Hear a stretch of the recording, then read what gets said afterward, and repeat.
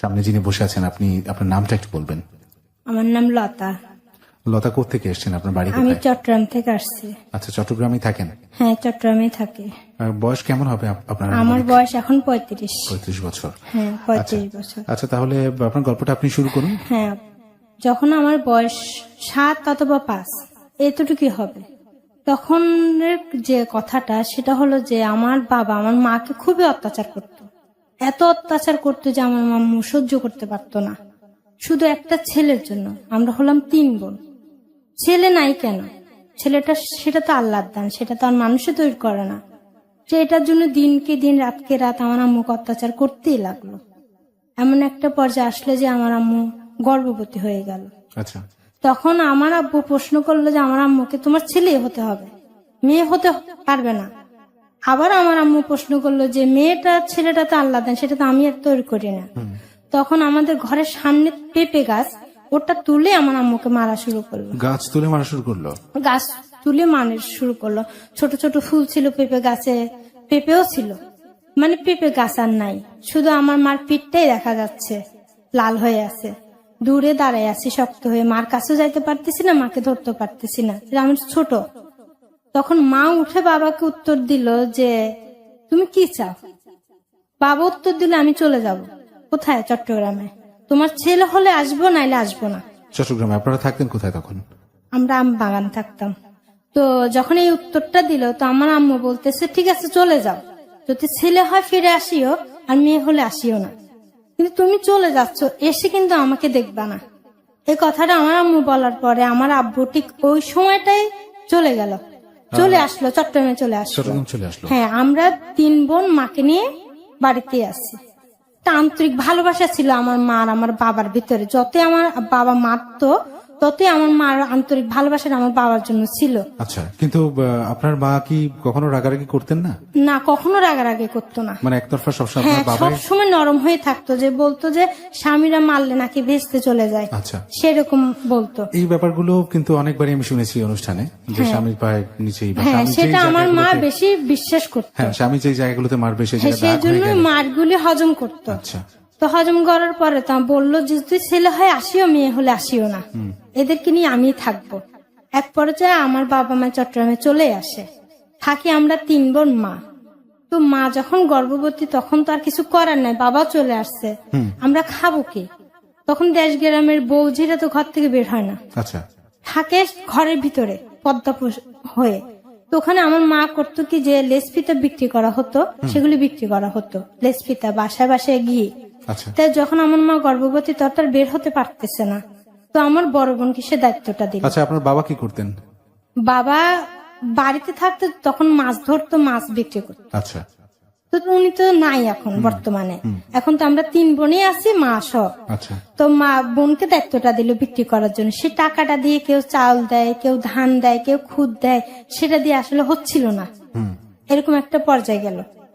এরকম করতে মা আরো অসুস্থ হয়ে পড়লো, যে মার যে একটা ওষুধ প্রয়োজন সেটা দিতে পারতেছি না, সেটা আমরা জানতেও পারতেছি না মার কি প্রয়োজন। মার যত্ন করতো কে আপনাদের বোনের? শুধু আমরা 3 বোনই আছি। বোনদের বয়স কেমন ছিল তখন? আমার 6 অথবা 7, আমার বোনটা একটু বড় 10 হবে, আর ছোটটার বয়স 3। সবচেয়ে বড়টাই 10 বছর বয়স? হ্যাঁ, 10 বছর হবে। আচ্ছা, এরকম বয়স। তো দেখা গেল যে বাবা কোনদিন অথবা 100 টাকা পাঠাতো, কোন মাসে 50 টাকা পাঠাতো, আমার মা টাকাটা খেত না, ওটা আরেকজনের কাছে জমা রাখতো, যে টাকাটা আমার মেয়ে ছেলেরা খাবে। এমন পর্যায়ে গেল যে সবসময় তো বিক্রি করা হয় না। একটা যে গ্রামে পয়সাওয়ালা থাকে, অথবা যাতে টাকা পয়সা আছে, এরকম একটা ঘরে গিয়ে বলল যে আমার মেয়েটাকে সবসময় পাঠাবো সকাল আর বিকেল, তোমরা পান্তা ভাতের পানি আর ভাতের মারগুলি রেখে দিয়ে আমার মেয়ে নিয়ে যাবে। আচ্ছা, এরা কথা বললো, সেটা তো আমরা শুনিনি, মা বলে আসলো। তো প্রতিদিন সকালে প্রতিদিন বিকালে ওখানে পাঠানো হতো। তো গরম নিয়ে আসতাম, মাথাটা পুড়ে যেত, বুঝতে পারতাম না যে এগুলি কি। আচ্ছা, নিয়ে আসতাম, এরকম আনতে আনতে অনেকদিনই আনলাম। আনার পরে একদিন হঠাৎ করে আমার মনে হলো যে ডেক্সিতে কি, আমি দেখি, খুলে দেখি ডেক্সিতে কি। তো দেখছি, যখন আমি খুলে দেখলাম যে গরম লাগতেছে, ওখানে হাত দিতে পারতেছি না, ভাতের মার। তো দেখা যায় কলা গাছের যে ফুলগুলি থাকে, ওগুলি ঢুকায় আমি দেখতেছি এখানে কি আছে, দেখি সব ভাতের মার নিচে কয়েকটা ভাত পড়ে আছে। আচ্ছা, তো কয়েকটা ভাত পড়ে আছে, চিন্তা করলাম যে ভাতগুলি আমাদেরকে খাওয়ায়, আমার আম্মু ফ্যান খাওয়াতো, কোন সময় আমরা ফ্যানও খাই, লবণ দিয়ে মেখে দিত। তো ওগুলি নিয়ে আসতাম। তো আম্মু, আমার একটু লজ্জা লাগতো, কেউ কাছে কিছু খুঁজতে যাইতে লজ্জা লাগতো, যেতে ভালো লাগতো না। তো আম্মুকে বলতেছি আমি আজ যাব না। যে কেন যাবে না? যে ওখানে গেলে তো ওরা ভাতের মাপ দেয়, ওরা তো আর ভাত দেয় না, কেন যাব, আনতে যাব না। তো মা বললো যে এগুলি খেয়ে যদি তোরা বাঁচি থাকো ভবিষ্যতে, তাহলে তোরা মানুষ হবি, আরে, নাইলে তো তোরা বাঁচবি না, বাঁচতে তো হবে কিছু খেয়ে, এরকম বললো। তো আবার বাজার থেকে আটা এনে যাও রান্না করে খাওয়া হতো। রুটি বানাইলে তো বেশি লাগবে, তো যাও এক পা আটার যাও তো এক ডেকচি হয়ে যায়, এগুলি আমাদেরকে ভাগযোগ করে খাওয়াতো।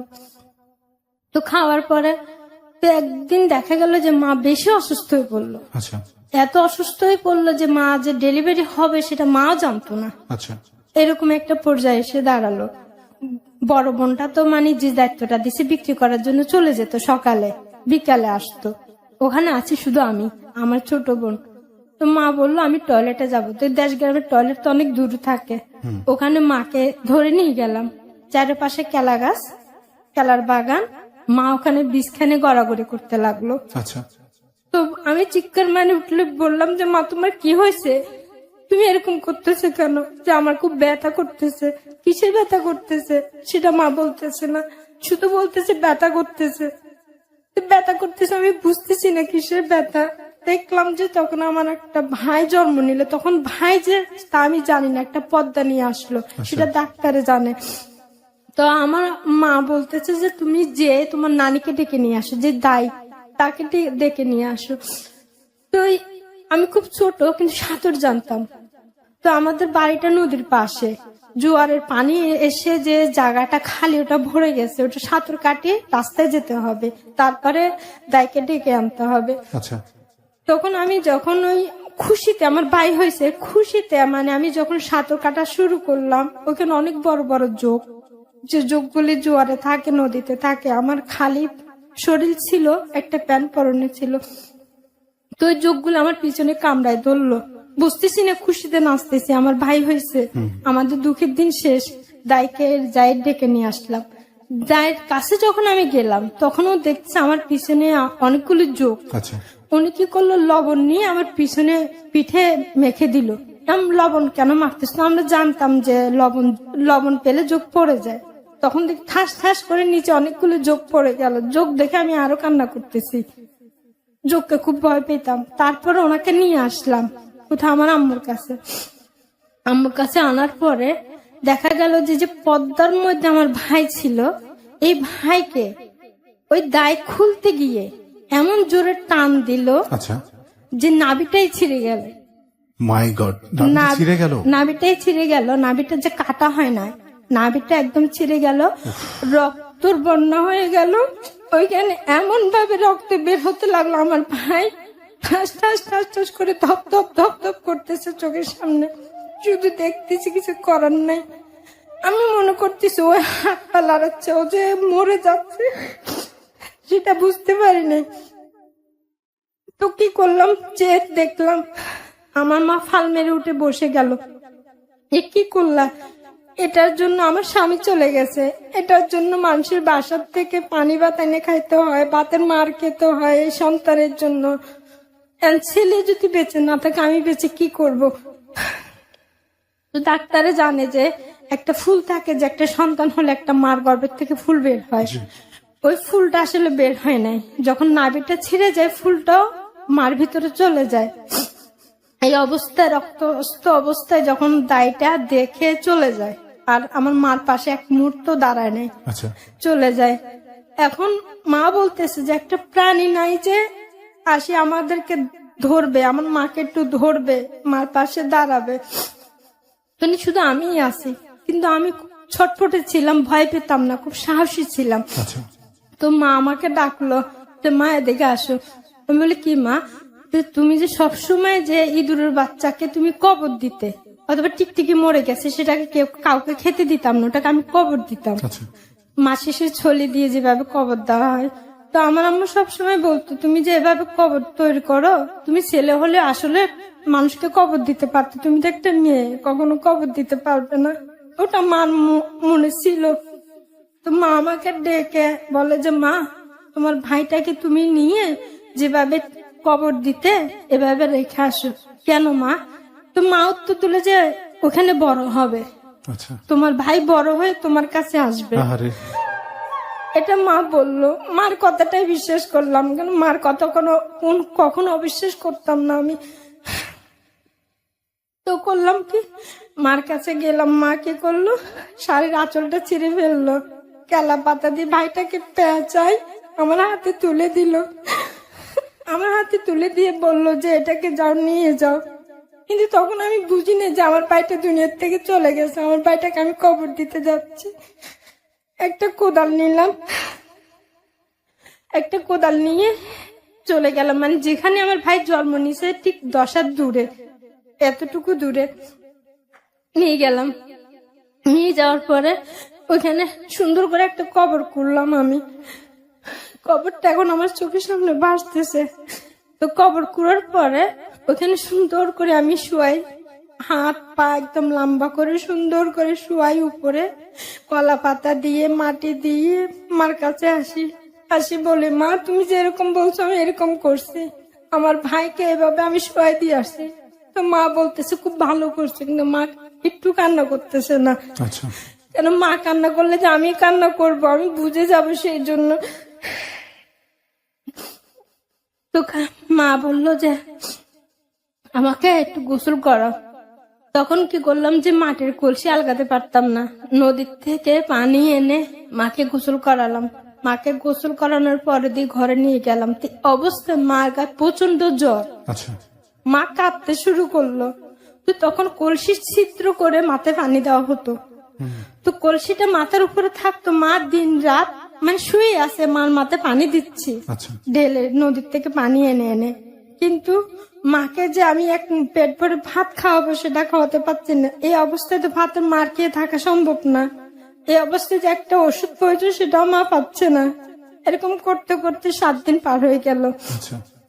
7 দিন যাওয়ার পরে মা আমাকে কিছু টাকা দিল, 20টা টাকা। এই 20টা টাকা নিয়ে যাও, তুমি ডাক্তার নিয়ে আসো আর কিছু মাছ নিয়ে আসো, মাছ দিয়ে ভাত খাবে মা। তো ডাক্তার পাওয়া যায় না, ডাক্তার পাওয়া গেলে 3-4 মাইল দূরে যেতে হয়, অথবা বাজারে অপেক্ষা করতে হয় সকাল থেকে, তো ডাক্তার পাওয়া যায়। তো ডাক্তারের জন্য আমি সকালে চলে গেলাম। চলে যাওয়ার পরে কেরোসিন তেল কিনলাম, মানে 20 টাকার ভিতরে সব বাজার করে ফেললাম। ওখান থেকে মাছও নিলাম, ডাক্তারকেও দিলাম টাকা। আমি ডাক্তার আসতে চাচ্ছে না, যে এত দূরে আমি যাব না।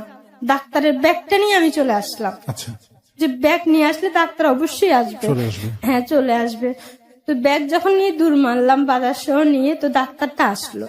আসার পর আমার মা খুব কালো ছিল, মার এত রক্তক্ষরণ হচ্ছে যে কালো, আমার মাটা একদম সাদা হয়ে গেছে, ফুলটা তো বের হচ্ছে না। 7 দিন এভাবে ছিল? হ্যাঁ, 7 দিন এভাবেই ছিল। কি নির্মম পৃথিবী। তারপরে দেখা গেল যে ডাক্তার আসলো, ডাক্তার দেখে বলল যে ফুলটা তো বের হতে হবে, নাইলে তো বাঁচবে না। সেটা ডাক্তারে বুঝতে পারছে, যে ওষুধ দিল কিছু আর একটা টিকা মারলো। আবার বলল যে 9টা বাজে আমার আসতে হবে, টিকাটা তোমার আম্মুকে মারতেই হবে, না মারলে সমস্যা হয়ে যাবে, মানে রক্ত বন্ধ হওয়ার জন্য। যখন রক্ত মানে ক্ষরণ হচ্ছে যাচ্ছে, মানে এমন কোন কাফন নাই যে আমার মাকে শুধু ঘুরছি, যেটা ভিজতো সেটা সরাই ফেলতাম আর একটা দিতাম, জানি মা ঠান্ডা না লাগতো। শুধু এই কারণে একটা জামা কাপড় কোনো কিছু ছিল না, সব রক্তের দিতে ছিল। আমার মা একদম সাদা হয়ে গেছিল।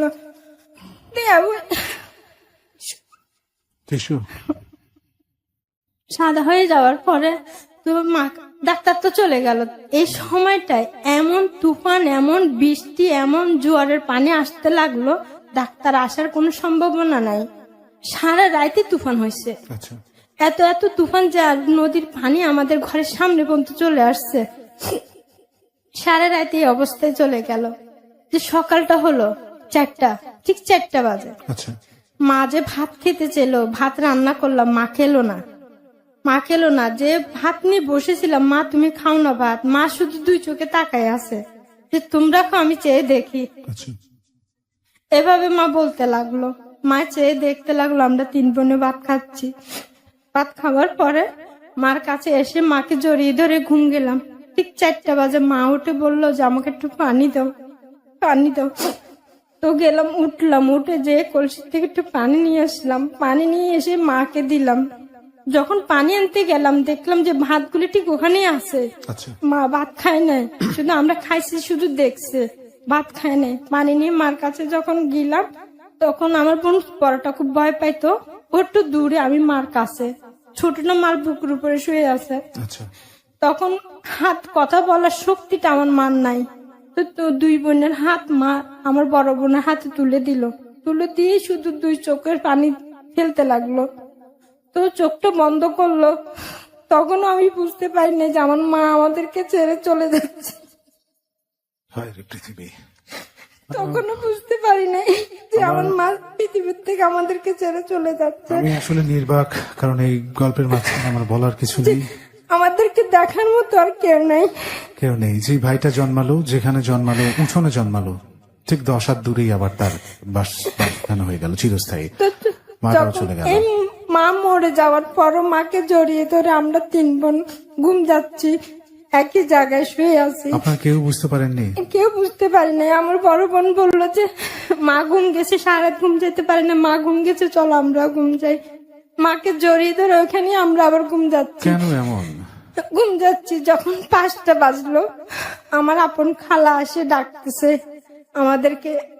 তখন ফাল মেরে যখন উঠলাম, উঠে যখন দেখলাম যে আমার মা লড়তেছে না, কথা বলতেছে না, তখন মানুষ সবাই কান্নাকাটি করে দিল যে আমার মা দুনিয়ার থেকে চলে গেছে, দুনিয়ার থেকে চলে গেছে। তো যাওয়ার পরে কয়েকটা লোক আসলো আচ্ছা, শুধু দেখার জন্য। বাড়িটা তো দূরে দূরে, কাছে কাছে না, যে ঘন বসতি না, দূরে দূরে। তো কয়েকটা লোক আসলো, 4-5টা লোক আসলো। আসে বলতেছে যে মারা গেছে, ওকে কিভাবে কবর দিবি? কোনো টাকা নাই, পয়সা নাই, কোনো কাপড় নাই, কিভাবে ওকে কবর দিবি? এটা বলতে লাগলো। মানে কেন? যে দেখছি যে সবাই যেরকম মারা গেছে, একই মাসে 4 জন মারা যায়, আমার মা সহ। আচ্ছা, আপনাদের গ্রামে? হ্যাঁ, একই ঘরে, একই গ্রামে না, আমাদের বাড়িতে 4 জন মারা যায়। কে কে মারা যান? আমার সমবয়সী একজন নদীতে পড়ে মারা যায়, আচ্ছা, একজন মুরব্বী মারা যায়, আমার ভাই মারা যায়, আমার মা মারা যায়। একই মাসে 4 জন মারা যায়। এটা দেশগ্রামে একটা আতঙ্ক সৃষ্টি করে ফেলছে যে হয়তো বাড়িতে কোনো কিছু ভর করছে অথবা কোনো আঁচল লাগছে, সেটা বলতে লাগলো যে বাড়িতে কেউ থাকবে না। আচ্ছা, এটা বলতে লাগলো যে আমার মাকে কবর দেওয়ার সাথে সাথে বাড়ি ছেড়ে চলে যেতে হবে। আচ্ছা, মানে আপনাদের 3 বোনকে? হ্যাঁ, সবাইকে, মানে বাড়িতে যারা আছে আশেপাশে, আচ্ছা, ওরা চলে যেতে হবে। এটা যখন বলতে লাগলো তো কি করলো যে দাফনের কাপড়ের কথা, ওরা দিবে না দাফনের কাপড়। আমার মার রক্তের কাপড়গুলি ধুয়ে দাফন দিতে বলতেছে। আচ্ছা, তো আমরা বলতেছি না, এই কাপড় দিয়ে কেন কবর দেবো? আরো তো 3 জন 4 জন মারা গেছে, ওদেরকে তো সাদা কাপড় দিয়ে কবর দিচ্ছে। দেখছি যে আমি যে সাদা কাপড় দিয়ে ওদেরকে কবর দিচ্ছে, আমার মার বেলায় কেন রঙিন কাপড় হবে? প্রিয় শ্রোতা, মানে কিছু বলার নেই আমার, যে কারণে আমি কিছু বলছি না। আমি শুধু শুনে যাচ্ছি। আমি জানি না আরো কত কি শুনতে হবে। কাফনের কাপড়টুকু জুটছে না, মাটা মরে গেল, কাফনের কাপড়টাও পাচ্ছে না। প্রিয় শ্রোতা, এটা উপলব্ধির বিষয়, এবং এটা যদি আপনি ফিল করতে পারেন, আপনি অনেক কিছুই হয়তো রিলেট করাতে পারবেন। যে এই যে ওর ছোট ভাইটিকে, যে ভাইটা ওদের সংসারের জন্য কতখানি একটা ইম্পর্টেন্ট ছিল, যে বাবা ফিরবে। শুধু বাবা ফিরবে বলেই নয়, একটা মায়ের কাছে মায়ের বুকের ধন কিন্তু সন্তান। আর এভাবে 10 মাস 10 দিন গর্ভে ধরে সেই সন্তান, দেখুন যে বাসার সামনে উঠোনে কলা বাগানে গর্ভপাত হলো, এবং সেই কলা বাগানে ঠিক একটু পাশেই তাকে কবর দিতে হলো। মা তার আরেক সন্তানকে বললো যে তুমি যেভাবে ইঁদুর বা পোকামাকড় কবর দাও, ঠিক সেভাবে তোমার এই ভাইটাকে সেখানে রাখো, ওইখানে বেড়ে উঠবে। কি অনুভব হতে পারে একটা 6 বছরের বাচ্চার? সে হয়তো তার কনসিয়াস মাইন্ডে, মানে সচেতন মনে হয়তো কিছু বুঝতে পারছে না, কিন্তু প্রকৃতি কিন্তু এমনই যে তার অবচেতন যে মনটা, সে অবচেতন মনের উপর কিন্তু বড় একটা ধাক্কা বা বড় একটা কষাঘাত করে দিল। তার ভার কিন্তু তখন থেকেই বহন করছে সে কিন্তু জানে না, কারণ সে অবচেতন মন তার সাথে এটা করেছে।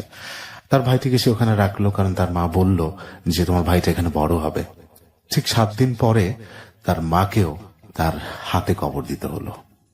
এরপরে আর মনে হয় না কিছু বলার আছে, যেটা বাকি থাকে সেটা হচ্ছে উপলব্ধি।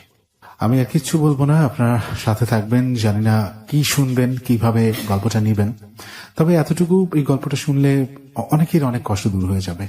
অনেকেই হয়তো সার্ভাইভ করতে পারছেন না এই জীবনটাকে নিয়ে, আর তারা কিন্তু অনেকখানি বলিষ্ঠ হয়ে উঠবেন মানসিকভাবে কেউ তার কাছে। লতা, তারপরে আপনার মাকে কবর দেওয়ার জন্য কোনো কাফনের কাপড়ও পাচ্ছেন তো না? ওরা বলতেছে যে ওই কাপড়, রক্ত কাপড়গুলি ধুয়ে কবর দেওয়ার জন্য। তো আমরা বলতেছি না, এই কাপড় দিয়ে কবর দিব না। ওই তিনজনকে যেরকম সাদা কাপড় দিয়ে কবর দেওয়া হয়েছে, ঠিক এইভাবে আমার মাকে সাদা কাপড় দিয়ে কবর দেওয়া হবে। ওরা বলতেছে টাকা কোথায় পাবি, তোদেরকে তো ভিক্ষা করতে হবে। আচ্ছা, ভিক্ষাও তোদেরকে দিবে না। কেন? যে ভিক্ষা করে যে টাকাটা পাবি, সেই টাকাটা দিয়ে দাফনের কাপড় হবে না, তো কিভাবে কবর দিবি? ভিক্ষা করে আপনাদের কাফনের কাপড় কিনতে হবে? হ্যাঁ, এমন একটা মানুষ নাই যে একটা না। মৃত মানুষের কাফনের না। কাপড়টা দিতে পারে? না। তো ওরা এটা বলতেছে যে কিভাবে কবর দিবে। তো আমার আম্মু সবসময়, আমি যে বালিশে ঘুম যেতাম, এই বালিশে কিছু রাখতো, কি রাখতো কখনো দেখতাম না।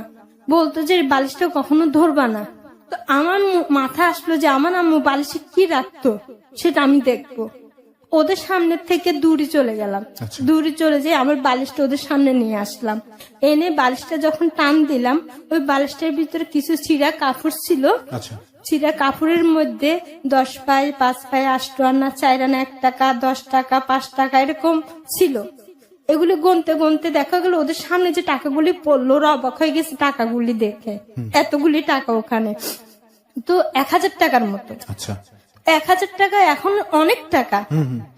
1000 টাকা যখন গুণ দেখলে 1000 টাকা, ওরা তখন অভিযুক্ত করতেছে তোমরা কি খাবে, তোমার বাপ তো নাই, আচ্ছা, এগুলি তোমরা জমা রাখো ওই কাপড় দিয়ে কবর দেওয়ার। যে না, আমরা এই টাকা দিয়ে যা খরচ লাগে মার জন্য এটা করে তারপরে আমরা থাকবো, এটা বললাম। ওই টাকাটা দিয়ে হুজুরকে আনা হলো, দাফনের কাপড় কিনা হলো। ছিল জানাজার সময় শুধু 10-12 জন মানুষ ছিল, আচ্ছা, আর কোনো মানুষ ছিল না। আমার মাকে গোসল করাচ্ছে, সাদা কাপড় পরাচ্ছে, মার পাশের থেকে এক পাও আমি লড়ি নাই। মার পাশে দাঁড়িয়ে আছে, কিন্তু আমার বড় বোনটা খুব ভয় পাইতো। আচ্ছা, ও কখনো দূরে থাকতো, কিন্তু আমি সবসময় মার কাছেই থাকতাম। কিন্তু মা যে চলে যাচ্ছে তখন আমি বুঝতে পারি নাই যে আর কখনো মাকে পাবো না, এটা তখন আমি বুঝতে পারি নাই। যখন সাদা কাপড় পরাই, যখন কবর করলো, ওই কবর নদীর পাড়ে শুধু পানি উঠতেই লাগলো। আচ্ছা। যতবার পানি ফেলে দেয় আবার কবরটা ভরে যায় পানি। কবর দেওয়ার জন্য কোনো জায়গা নাই, নদীর পাড়ে করতে হবে? হ্যাঁ, নদীর পাড়ি, ওটা কবরস্থান ছিল। আচ্ছা। আমাদের যত জায়গা ছিল সব নদীতেই ভাঙে গেছে, কোনো জায়গা আর ছিল না, শুধু ঘরটা ছিল। আচ্ছা, দুই কবরটা কুড়ে যখন জানাজা করার জন্য আমার মাকে যখন শুয়ালো কবরের মধ্যে, তখন 3 বোনকে ডাকে নিয়ে গেল। নিয়ে যাওয়ার পরে মার চেহারাটা আমাকে দেখাইলো যে মার চেহারাটা তোমরা দেখো। তখন আমাকে কেউ ধরে রাখতে পারতেছে না। আমি চাচ্ছি যে আমার মার সাথে ওখানে কবরের ভিতরে শুয়ে যাওয়ার জন্য, কেন মাকে ছাড়া আমি কখনো থাকতাম না। মা আমাকে খুব ভালোবাসতো, এতটা ভালোবাসতো, খুব সুন্দর ছিলাম আমি। কোথাও যেতে দিত না, পরে আলগা নিয়ে যাবে সেই জন্য। অনেক লম্বা লম্বা চুল ছিল আমার, তো খুব ভয় পেতাম মা কেন এখানে ঢুকে যাচ্ছে। ভাই না বসে, ভাইকে রাখি আসে, ভাই বড় হবে, মাও কেন ওখানে চলে যাচ্ছে, আমি মার সাথে চলে যাব। এরকম করতে লাগলাম, কেউ ধরে রাখতে পারতেছে না। ওইখানে আমি ঢুকে যাচ্ছি মার সাথে। শেষ পর্যন্ত অনেকজনে 5-6 জন আমাকে ধরে রাখলো, মাকে মাটি দিয়ে ঢাকি দিল। তখন মাকে মাটি দিয়ে ঢাকি দিল, আবার ডাকলো 3 বোনকে। 3 মুঠ মেটে নিয়ে মার কবর উপরে দিলাম। এটা নাকি দিতে হয়, কেন আমার বাবাও নাই, মাও নাই, ভাইও নাই, এখানে আপন বলতে কেউ নাই। গার্জেন হিসেবে আছি শুধু আমরা 3টা বোন। যখন মাটিগুলি দেওয়া হলো, ওখান থেকে আমাদেরকে আবার তুলে নিয়ে আসলো। তুলে নিয়ে আসার পরে তখনই বলতেছে যে বাড়ি ছেড়ে চলে যেতে হবে। এখন তো মা মারা গেছে, এখন তো বাড়ি ছেড়ে চলে যেতে হবে, এখন তো আমার বাবা নাই, কোথায় যাব, কার কাছে যাব, কার কাছে যাব, কোথায় যাব। 3টা ছোট ছোট মানুষ, 6 বছর 10 বছর, পৃথিবীর বুকে কেউ থাকলো না, বাবা থেকেও নেই, মাটা মরে গেল, কিন্তু এলাকাবাসী বা তারা দেখেন মানে ছেলে চলে যেতে হবে বাড়ি ছেড়ে, কাফনের কাপড়টা জোগাড় করতে সাহায্য করলো না। মানে পৃথিবী এত নির্মম কেন হয়? তো আমাদেরকে 3 বোনকে নিয়ে একটা ঘরে বসায় বলতেছে কিছু খাওয়ার জন্য। যে মানুষটাই মানা করলো যে দাফনের কাপড় লাগবে না, ওই ঘরেই আমাদেরকে কিছু খাইতে বলতেছে। তো আমরা বলতেছি না, খাবো না তোমার ঘরে। তুমি না বলছো না যে এই টাকা দিয়ে যদি দাফনের কাপড় কিনে হুজুর আনি, তাহলে আমরা খাবো কোত্থেকে? আমরা খাবো না তোমাদের ঘরে। এটা বলে ঘরের থেকে চলে গেলাম। তো সবাই মানে কি, যে কথাটা আমি বলতেছি, কথাটা আমার বোন বড়টাও বলতেছে, সবাই এসে কথাটা কিছু মানুষও বলতেছে, 4-5 জন মানুষও বলতেছে, বল ঠিকই তো, তোমার ঘরে কেন খাবে? তো আমাদেরকে 3 বোনকে ওদিন আমার খালাসহ, আপন খালাসহ একটা স্কুল, বট গাছের তলে ছোট একটা স্কুল ছিল, ছনের ঘর, ওই ঘরের এক পাশে আমাদেরকে থাকতে দিল। থাকতে দেওয়ার পরে সরকারের থেকে কিছুদিন গম দিত, আচ্ছা, মানে কিছু তো গম দিত, সেটা দিয়ে আমরা 3 বোনে খেতাম, আবার আমার খালারাও খেত। ওরা মানে আমাদেরটা দিয়ে চলতো। খালারা কি একই বাড়িতে থাকতো? হ্যাঁ, একই বাড়িতে থাকতো। মানে আমার বাবা ঘর জামাই ছিল, আচ্ছা, সেই হিসেবে মানে খালাটা যখন ঘর ছাড়তে হবে আর কোথায় যাব, মেজো খালার সাথেই থাকতাম। একটা ঘরের কোনাতে আমাদেরকে থাকতে দিত। তো দেখা গেল যে কিছুদিন দিল, কিছুদিন দিল না। এখন আর কিছু করার নাই, আমরা কিভাবে চলবো? আমরা 3 বোনই ভিক্ষা করতে লাগলাম। বাবা তো আসে নাই। তো বাসায় বাড়িতে গিয়ে ভিক্ষা করাটা, মানুষের থেকে খুঁজাটা খুব লজ্জা লাগতো। কখনো তো করিনি, কেউ থেকে কখনো খুঁজি নেই। তো বড় বোনটা খুঁজতো, খুঁজে কেউ চাল দিত, কেউ টাকা দিত, 1 টাকা দিত, 4 আনা দিত, 8 আনা দিত, এরকম দিত। ওইখান থেকে কিছু টাকা আমার বোনের রেখে দিত, সব টাকা খেত না। বাবা আসলে বাবাকে দিবে, সেই জন্য 40 দিন এরকম করতে লাগলাম। 40 দিন পরে বাবা আসলো। 40 দিন পরে বাবা এসে দেখলো যে মাও মারা গেছে, ভাইও মারা গেছে, কেউ নাই। আমরা ওখানে থাকতে, যখন যেদিন বাবা পাড়া দিল বাড়িতে, সেদিন আমি দাঁড়িয়ে ছুটছি বাবাকে মারি ফেলার জন্য, যে তোমার জন্য আমার মা মারা গেছে, তোমার জন্য আমার ভাই মারা গেছে, তুমি থাকলে হয়তো মরতো না, তুমি থাকলে হয়তো বাড়িতে বাসায় কি আমার ভিক্ষা করতে হতো না, তোমার জন্য মারা গেছে, কেউ আমাকে ধরে রাখতে পারতেছে না, আমি মারিয়ে ফেলবো তোমাকে, আমি রাখবো না। সবাই অবাক হয়ে গেছে সেদিন আমার এই সাহসটা দেখে, কেন আমি বাবাকে দানি কুবাই ছুটছি। কেউ যদি না ধরতো সত্যি বাবাকে মেরেই ফেলতাম সেদিন আমি। এরকম পর্যায়ে চলে গেছি। সবাই বুঝ দিল, মাও নাই, এখন বাপ যখন আসছে বাপকে বুকে টেনে নে, বাপই তোদেরকে দেখবে। তো কয়েকটা দিন বাবা বলল বিয়ে করবে না, এটা বললো যে তোদেরকে নিয়ে থাকবো। যখন 2টা মাস পার হলো, 40 দিন তো চলে গেল, 2টা মাসের ভিতর বাবা বললো আবার বিবাহ করবে। আচ্ছা, তো মা শখ করে আমার বড় বোনকে একটা নাকফুল দিছিল, ওই বড় বোনের নাকফুলটা খুলে বাবা আবার 2য় বিবাহ করলো। আচ্ছা, কিছুদিন যাওয়ার পরে ওই সৎ মাটা খুব অত্যাচার করতে লাগলো, যে ভাত রান্না করতো, ভাত রান্না করে নিজেই খেয়ে ফেলতো, দেখছি আবার 2 দাই সুন্দর করে রেখে দিত, আমাদেরকে দিত না। আচ্ছা, তো খিদে সহ্য করতে পারতাম না, তো বলতাম কি রে আমাদেরকে ভাত দাও না কেন, এটা বললে আরো এমন ভাবে একটা কিল মারতো, যার বলার ক্ষমতা সেটা থাকতো না, এরকম করতে লাগলো। তো বাবাকে বলতে মানা করতো, বাবাকে বললে যে বাবা মারবে, বকা দিবে, সেই জন্য মানা করতো। বাবাকে বলতাম না, ভয়ে, মায়ের ভয়ে বলতাম না। এমন একটা দিন আসলো যে শাক রান্না করছে, তো একটা কাঁচামরিচ গাছের থেকে আমাকে বললো কাঁচামরিচ আনার জন্য, 2টা কাঁচামরিচ নিয়ে আসো, আমার সৎমা খাবে, আমি খাবো। এখন যখন 2টা কাঁচামরিচ দেখলাম, আমার ছোট বোনটা বললো যে ও খাবে। আচ্ছা, এখন বলতেছে তুমি ছোট, তুমি কাঁচামরিচ খাইতে পারবে না। ও বলতেছে না আমি খাবো। এখন আমাকে বলতেছে গাছে যতগুলি মরিচ আছে সবগুলি নিয়ে আসো। তো আমি তো বুঝতে পারিনি মরিচগুলি কি করবে।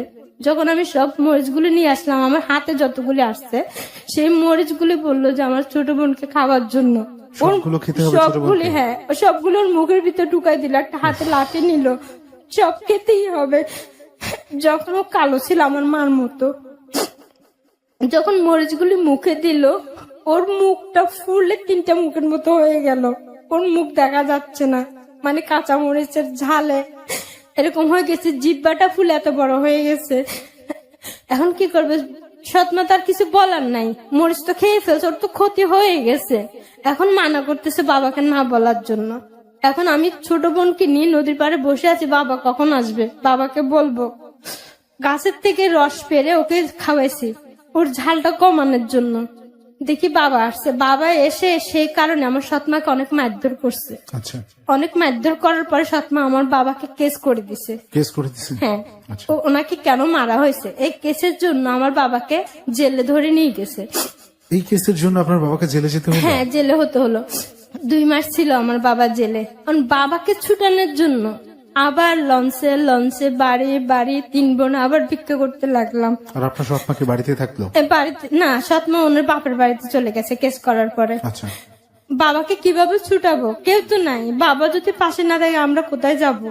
তো আবার ভিক্ষা করতে লাগলাম। ভিক্ষা করার টাকা দিয়ে ওই যেখানে কেস করছে সেখানে গেলাম, সেখানে গিয়ে বাবাকে ছুটালাম। বাবাকে ছুটানোর পরে সৎমাকে নিয়ে আবার ঘরে আসলাম। আচ্ছা। বাড়িতে আসার পরে ঠিক ওই 1 মাস পরেই চট্টগ্রামে চলে আসি। সৎ মাকে নিয়ে কি আপনারা আসলেন? হ্যাঁ, কেন বাবাকে বাঁচাতে হলে সৎমাকে আগে আনতে হবে, আচ্ছা। নাহলে বাবাকে তো ছাড়বে না। কোনো অনুশোচনা বা কোনো ভুল করেছে এমন কোনো বোধ ছিল না আপনার সৎমার মধ্যে? না, ছিল না। কেন এটা মানে ওর বলতে হয়েছে যে আমার বোনকে মরিচ খাওয়ায় না, সেটা আমাদের অস্বীকার করতে হয়েছে। আচ্ছা, যে আমাদেরকে কোনো অত্যাচার করে নাই, আমাদেরকে খুব ভালোবাসে, সেই কথাটা স্বীকার করতে হয়েছে। তো যখন নিয়ে আসলাম, বাবা বললো যে এখানে আর থাকবো না, চট্টগ্রামে চলে যাব। তো নিয়ে আসলো চট্টগ্রামে। আমরা তো ছোট, কোনো কাজ করতে পারবো না, বাবা রিক্সা চালাতো, আমরা ঘরে থাকতাম। কয়েকটা দিন সুখে ছিলাম। দেখা গেল যে বাবা সৎমাকে নিয়ে ছোট বোনকে নিয়ে বাড়িতে চলে গেল। আচ্ছা। ছিলাম আমরা শুধু 2 বোন। 2 বোনের ভিতর বোনটাকে কিছুদিন পরে চাকরিতে জয়েন করালো গার্মেন্টসে। তখন আমার বোনে ফুরুক ফরাতে গার্মেন্টসে চাকরি জয়েন করলো। আমি রান্না করতেছি ঘরে, আচ্ছা। বড়াপু চাকরি করতেছে। বাবা প্রতি মাসে এসে ওই অর্ধেক টাকাটা নিয়ে যেত, আর অর্ধেক টাকাটা দিয়ে যেত 2 বোনের জন্য, শুধু খানার টাকাটা, আরগুলি সব নিয়ে যেত। ওই তখন বেতন কত ছিল, 500 টাকা না 1000 টাকা, তার বেশি না। যখন একটু বুঝের হলাম, আমি একটু বড় হলাম, তখন আমাকে একটা বাসায় কাজে দিয়ে ফেললো। চট্টগ্রাম থেকে আমাকে ঢাকা পাঠানো হলো। ওখানে 1 বছর চাকরি করলাম, বাসায় কাজ করলাম। বাসায় কাজ করার পর আমার বোন তো ওখানেই আছে। কাজ করার পরে আবার চট্টগ্রামে নিয়ে আসলো। আনার পরে আবার আমাকে 2 বোনের সাথে একই জায়গায় চাকরিতে জয়েন করালো। আচ্ছা। তো আমি একটু সুন্দরের কারণে সবাই আমার দিকে চোখ দিত, খারাপ নজর দেখতো। কাজের জায়গায়? কাজের জায়গায়, বাইরেও। আচ্ছা। তো আমি কোথায় যাব? বড় বোনটা বললো তুই কি সুন্দর, তোর থেকে তো সুন্দর মেয়ে আরো আছে, তোর দিকে কেন এত খারাপ চোখে তাকায়, তোকে নিয়ে আমি কোথায় যাব? তখন দেখেন আবার বাসার কাজে পাঠায় দিল আমাকে। আচ্ছা। বোনটা চাকরি করতেছে, যখন বাসার কাজে আবার পাঠাই দেওয়া হলো। এবারও কি ঢাকায়? হ্যাঁ, ঢাকায়, একই জায়গায়, একই বাড়িতে। তো ওই জায়গাটা যাওয়ার আগে বোনের বিয়ে হয়ে গেল। আমি ওকে ঢাকাতে আছি, বোনের বিয়ে হয়ে গেল, আমি জানি নাই। বিয়েটা কে দিল? বাবা? বাবা মানে পছন্দ করছে বোনে, বাড়িতে নিয়ে গেছে। আচ্ছা। পরে বাবাই বিবাহ দিছে। দেওয়ার পরে তো বোন স্বামীর সাথেই আছে, আমি তো বাসায় কাজ করতেছি। যখন একটু আমার বুঝ হলো যে বাসায় কাজ করতেছি, সে আমাকে খারাপ নজরে দেখলো। আচ্ছা। সেটা তো আমি বুঝতেছি না, তখন আমি সাবালক হইনি। কিন্তু ওই যে আন্টিটা, সে বুঝতে পারলো। আন্টিটা বলতে? আন্টি যার ঘরে কাজ করতাম, আচ্ছা। সে বলতেছে এই মেয়েকে তো আমি ঘরে রাখতে পারবো না, এই মেয়েকে দিয়ে দিতে হবে। 2 বছর চাকরি করলাম, ওখানে বাসায় কাজ করলাম। ওখান থেকে আবার নিয়ে আসলো চট্টগ্রামে। আচ্ছা। আনার পরে বললো তুমি যেখানে খুশি চলে যাও, আমাদের বাসায় আর থাকতে পারবে না, আমি নিতে পারবো না। তো আমি কোথায় যাবো? আমার হাতে তখন 3000 টাকা দিল। এসে দেখলাম যে বোন নাই, বোন শ্বশুর বাড়িতে চলে গেছে। এখন আমি কার কাছে যাব? বোন বলতে কি আপনার ইমিডিয়েট বড়টা? হ্যাঁ, আমার বড়টা। ওর বয়স কত হয়েছিল তখন? তখন 15 হবে, মানে তাড়াতাড়ি বিয়ে হয়ে গেছে। বাল্য বিবাহ? হ্যাঁ, বাল্য বিবাহ হয়ে গেছে। ও শ্বশুর বাড়িতে চলে গেছে। ও শ্বশুর বাড়ি আমি চিনি না, কোনো ঠিকানা আমার কাছে নেই। ওর শ্বশুর বাড়িতে যাইতে পারবো না, বাড়িতে যাওয়ার সাহস পাচ্ছি না। চাকরিটা ধরতে গেলে তো আমার কেউ কাছে থাকতে হবে, আমি কার কাছে থাকবো? একটা পরিচিত মেয়ের কাছে গেলাম, আচ্ছা, বান্ধবীর মতো, যে আমাকে একটু তোমাদের কাছে কিছুদিন থাকতে দাও। তো ওই যে আমাকে 3000 টাকা দিল, এই টাকাটা কি করলাম, ওদের হাতে তুলে দিলাম। আচ্ছা। টাকার প্রতি কোনো কিছুর প্রতি আমার কোনো লোভ ছিল না। আমি যখন টাকাটা ওদের হাতে দিলাম, ওরা সিদ্ধান্ত নিল যে ওদের বড় ভাইয়ের সাথে আমাকে বিয়ে দিবে। কিন্তু ওর ভাই বিবাহিত, বউ কাছে নাই, বউ বাড়িতে, কিন্তু ওনার কাছে আমাকে বিয়ে দিবে। তখন তো আমি বিয়ের সম্বন্ধে কিছু বুঝি না, কেন আমার বাবা মাকে যখন অত্যাচার করতো সেটা যখন দেখতাম, ওইটার কারণে আমি ছেলেদেরকে খুব ঘৃণা করতাম। যে সব ছেলেরা মনে হয় বিয়ে করে সন্তানের জন্য, ছেলের জন্য এরকম মারধর করে অথবা আবার বিয়ে করতে চায়, এটা সবসময় আমার মাথায় থাকতো। এটাই হয়, কারণ কোমলমতি শিশু তার সামনে যা হতে দেখে, হ্যাঁ, এটা সবসময় আমি ভাবতাম। সেটাই বিশ্বাস করে তারা। হ্যাঁ, তখন ওরা জোর করে আমাকে 1 মাস পরে ওনার সাথে আমাকে বিয়ে দিল। আচ্ছা, তখন আমি বিয়ে মানে সম্বন্ধে কিছু বুঝি না, লাল একটা শাড়ি পরে আমাকে সেদিন হুজুর একটা ডেকে যে এরকম বলো, কবুল বলো, মানে বিয়ে হয়ে গেল। তো বিয়ে হওয়ার পরে যখন এক ঘরে দেওয়া হয়, উনি আমার হাত ধরতেছে, ওনার শাড়ি ধরতেছে। আচ্ছা, আমার শাড়ি ধরতেছে কেন, আমার হাত ধরতেছে কেন? ওনাকে আমি মানা করতেছি, শুনতেছে না। যখন শাড়িটা নিয়ে ফেললো, তো আমি টয়লেটের ভিতরে লুকায় আছি।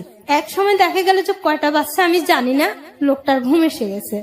আমার যে শাড়ি পেটিকুট গুলি খুলে একটা সিরা জামা পরে আমি ওখান থেকে পালাই। আচ্ছা, পালাই মানে রাত্রে হাঁটা শুরু করি। কোন দিকে যাচ্ছে, কোথায় যাচ্ছে জানি না, হাঁটতেছি রাত্রে, একা একা হাঁটতেছি। আমি ভয় পাচ্ছি না, একা একা হাঁটে যাচ্ছি। যাওয়ার পর একটা দারোয়ান, মানে ওদের পরিচিত, এই দারোয়ানের সামনে আমি পড়লাম যে তুমি তো ওদের বাড়িতে ছিলে, তুমি এখানে রাস্তা হাঁটতেছো কেন এত রাত্রে? যে ভাই এই ঘটনা হয়ে গেছে আমার উপরে, আমি ওদের কাছ থেকে লুকায় চলে আসছি। ওর পায়ে পড়লাম যে তুমি আমাকে একটু থাকার জন্য আশ্রয় দাও, যে কোনো একটা ভালো জায়গায়, আমি ওখানে আর ফিরে যেতে চাই না। বলে ঠিক আছে, আমার কাছে থাকো। ওখানে সকাল পর্যন্ত ওনার কাছে আমাকে বসায় রাখলো। যখন সকাল হলো, ওনার পরিচিত একজনের কাছে আমাকে নিয়ে গেল। তো বললো যে এই মেয়েটাকে একটা আশ্রয়ের প্রয়োজন, এই মেয়েটাকে তোমাদের কাছে রাখো, মেয়েটা খুবই ভালো। যার কাছে নিয়ে গেল তার একটা মেয়ে একটা ছেলে। আচ্ছা, তো বললো ঠিক আছে, আমার মেয়ের মতো করে ওকে রাখবো। উনি বললো আমার পরিচিত। ওখানে রাখার পরে যখন আমি ওইখানে 1 মাস 2 মাস ছিলাম, থাকার পরে ওরা সিদ্ধান্ত নিল ওনাদের ছেলের সাথে আমার বিয়ে করাবে। আচ্ছা, ওরা তো জানতো না যে ওখানে আমার বাল্য বিবাহ হয়ে গেছে। যখন ওরা বিয়ে ঠিক করে ফেললো ওনাদের ছেলের সাথে, যে আমাকে নিয়ে আসছে সে বলল যে ওর বিয়ে হয়ে গেছে। আচ্ছা, এটা বলার পর ওরা দূরে সরে গেল, যে যখন মেয়ের বিয়ে হয়ে গেছে এর সাথে আমার একটা ছেলের বিবাহ কিভাবে দিব। এটা বলার পরে আমাকে একটা চাকরি দিল আচ্ছা, নিয়ে, যে তুমি এখানে চাকরি করো, আমার কাছে থাকো। চাকরিটা দিল কারা? যাদের কাছে থাকতাম ওরাই? ওরাই দিল। আচ্ছা, প্রথম যখন করতে গেলাম তখন দেখা গেল সাগর নামের ছেলেটা, সে সবসময় আমাকে ফলো করতো ওই চাকরির জায়গায়, চাকরির জায়গায়, যে আমি কোথায় যাচ্ছি, কি করতেছি, কি খাচ্ছি, সবসময় ফলো করতে লাগলো। আমি জানতাম না। 3 মাস চাকরি করলাম, 3 মাসে আমাকে ফলো করতে লাগলো। তো দেখা গেল যে হঠাৎ করে একদিন আমার সামনে এসে দাঁড়ালো, দাঁড়ায় বললো যে তোমার বাড়ি কোথায়, তুমি কোথায় থাকো, কার কাছে থাকো, কিন্তু সব জানে কোথায় থাকি। তারপরে জিজ্ঞাসা করতেছে যে আমি তোমাকে কেন বলবো আমি কোথায় থাকি, তোমাকে বলার তো কোনো দরকার নেই, তোমাকে আমি চিনি না, তুমি আমাকে চিনো না, আমি তোমাকে চিনি, আমি তোমার সাথে কাজ করি। যখন মাছ ফিশারি চাকরি করা হয় তখন হাতে মোজা, মুখে থাকে মোজা, শুধু চোখ দুটোটা দেখা যায়, আচ্ছা। আর কিছু দেখা যায় না।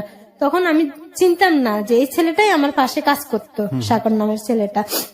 যে বললো যে আমি তোমাকে বিয়ে করব, যে আমি বিয়ে করব না। যে কেন করবে না, যে আমি বিয়ে করব না, কেন করব বিয়ে তোমাকে, আমি আমার বিয়ের বয়সই হয় নাই, আমি ছেলেদেরকে আমি পছন্দ করি না। কেন করো না? যে সব ছেলেরাই এরকম, বিয়ে করে ছেলে না হলে মারধর করে, আবার একটা বিয়ে করতে চায়, এরকম করতে লাগলাম। তো বললো আসলে তোমার এটা ভুল ধারণা, সব ছেলেরা তার এক না, আমি তোমাকে খুব পছন্দ করি, তোমাকে বিয়ে করতে চাই। আর তাহলে আমি যে বাসায় থাকি সে বাসায় বিয়ের প্রস্তাব নিয়ে যাও, যদি তোমার বিয়ে করতে ইচ্ছে হয়। তো উনি কি করলো, 4-5টা লোক নিয়ে ওনার কাছে বিয়ের প্রস্তাব নিয়ে গেল। আচ্ছা, নিয়ে যাওয়ার পরে ওনারা বলতেছে যে ঠিক আছে, যদি তুমি বিয়ে করতে চাও তোমার গার্জিয়ান নিয়ে আসো। আপনাকে বললো নাকি ওই ছেলেটাকে বললো? ওই ছেলেটাকে বললো। আচ্ছা, তো বলার পরে উনি বললো যে না, আমি কোনো গার্জিয়ান নিয়ে আসতে পারবো না, আমি বিয়ে করব। যে গার্জিয়ান ছাড়া বিয়ে দিলে মেয়েটা নিশ্চিত কি, তুমি আজকে বিয়ে করে কালকে তো তুমি ওকে ফেলে চলে যেতে পারো। রাইট, হ্যাঁ, একটা সন্তান হলো, এক সন্তানের মা করে তুমি চলেও যেতে পারো, তার গ্যারান্টি কি? আমরা আছি, তুমি যে কোনো একটা তোমার গার্জিয়ান নিয়ে আসো, মা অথবা বাপ, কাউকে নিয়ে আসো। আচ্ছা। ওর বাপ ছিল না, শুধু মা ছিল, ওরা 1 ভাই 1 বোন। তখন বললো যে না, কোনো গার্জিয়ান আনতে পারবে না, ওকে আমার কাছে বিয়ে দিতে হবে। ওরা বললো না, এভাবে বিয়ে দিব না। তো বন্ধুদেরকে নিয়ে অনেক বিভ্রান্ত করতে লাগলো আমাকে, বললো ঘুরতে যাও, বললো ওখানে যাও, কিন্তু আমাকে কোনোভাবে কোনো জায়গায় নিতে পারতো না, আচ্ছা, আমি যেতাম না। তো এরকম বলার পরে ওদের কাছে গিয়ে ডাইরেক্ট বললো যে এই মেয়েকে আমার কাছে বিয়ে না দাও, তোমাদের তো ক্ষতি করব, এই মেয়েকে নিয়ে এমন অবস্থা করব যে কোনো ছেলেই বিয়ে করবে না। লতা রয়েছে আমাদের সাথে আজকে। জীবনের গল্প যে কত ভয়ঙ্কর হতে পারে তা আজকের গল্পটা শুনলে আপনি আবার নতুন করে উপলব্ধি করবেন। আর ওই কথাটাই বলতে চাই যে গল্পের পুরোটা সময় সাথে থাকুন, কারণ এতক্ষণ যারা আছেন তারা অনেকেই হয়তো বা মানে সেলফ মোটিভেশন বা সেলফ ইন্সপিরেশন যেটাকে বলে সেটা নিজেরাই করতে পারছেন। একটাই আপনাদের জন্য আমার অনুরোধ থাকবে, জীবনে অনেকেই হতাশ হয়ে যান অনেক কিছুতে, প্লিজ হতাশ হয়ে কোনো ভুল ডিসিশনে যাবেন না, কারণ আপনি হয়তো কষ্টে আছেন, আপনার চেয়ে অনেক অনেক বেশি কষ্টে কিন্তু আপনার আশেপাশে মানুষ আছে। আজকে গল্পের বিয়ে নিয়ে একটা ঝামেলা হচ্ছিল, যেখান থেকে আমরা বিরতিতে গিয়েছিলাম। দ্বিতীয় বিয়ে হবে কি হবে না আমরা জানি না, এবং তারপরে কি হবে সেটাও আমরা জানি না। সবকিছু লতার কাছ থেকে শুনছি। লতা তারপর তো বললো যে গার্জিয়ান নিয়ে আসো। তো বলতে লাগলো না, যা গার্জিয়ান আনতে আমি পারবো না, বিয়েটা আমার সাথেই দিতে হবে, নাহলে ওরও ক্ষতি করব তোমাদেরও ক্ষতি করবো। এটা আমি শোনার পরে ওনার সাথে আমি সরাসরি দেখা করলাম যে যা বলা আমাকে বলো, কি করতে চাও তুমি, আমার জন্য তো ওদের ক্ষতি করতে পারো না। ওরা আমাকে মেয়ের মতো রাখছে, আশ্রয় দিছে আমাকে, সেই আশ্রয়টা যদি চলে যায়, বড় বোনের বিয়ে হয়ে গেছে, বাবা বাড়িতে চলে গেছে, এখন আমি একা, আমি কোথায় যাব? আমার তো একটা থাকার জায়গার প্রয়োজন, নাইলে তো আমাকে সবাই ছিঁড়ে বিড়ে খেয়ে ফেলবে, আমার তো যাওয়ার কোনো জায়গা নাই। এটা বলার পরে মানে সামনাসামনি যখন দাঁড়ালাম, ওই কথাগুলি বললাম যে তুমি কি চাও, যে আমি তোমাকে বিয়ে করতে চাই। আমাকে সরাসরি এই কথাটা বললো, তুমি যে আমাকে বিয়ে করতে চাও, তুমি কি দেখে তুমি আমাকে বিয়ে করতে চাও? আমার তো কোনো টাকা নাই, পয়সা নাই, কোনো আমি সুন্দরও না, তো কেন বিয়ে করতে চাও আমাকে? না তোমাকে ভালো লাগছে, তোমাকে আমি বিয়ে করব। আমি একটা ফকিরি মেয়ে, আমার বাবা রিক্সা চালায়, আমার বাবা তোমাকে একটা সুতাও দিতে পারবে না। তখন ওর বিয়ের বয়স উপযুক্ত, কিন্তু আমি ছিলাম না। কিন্তু ও প্রতিবাদটা আমি করে যাচ্ছে ওর সাথে। ও বলতেছে তুমি যা বলবে তাই শুনবো।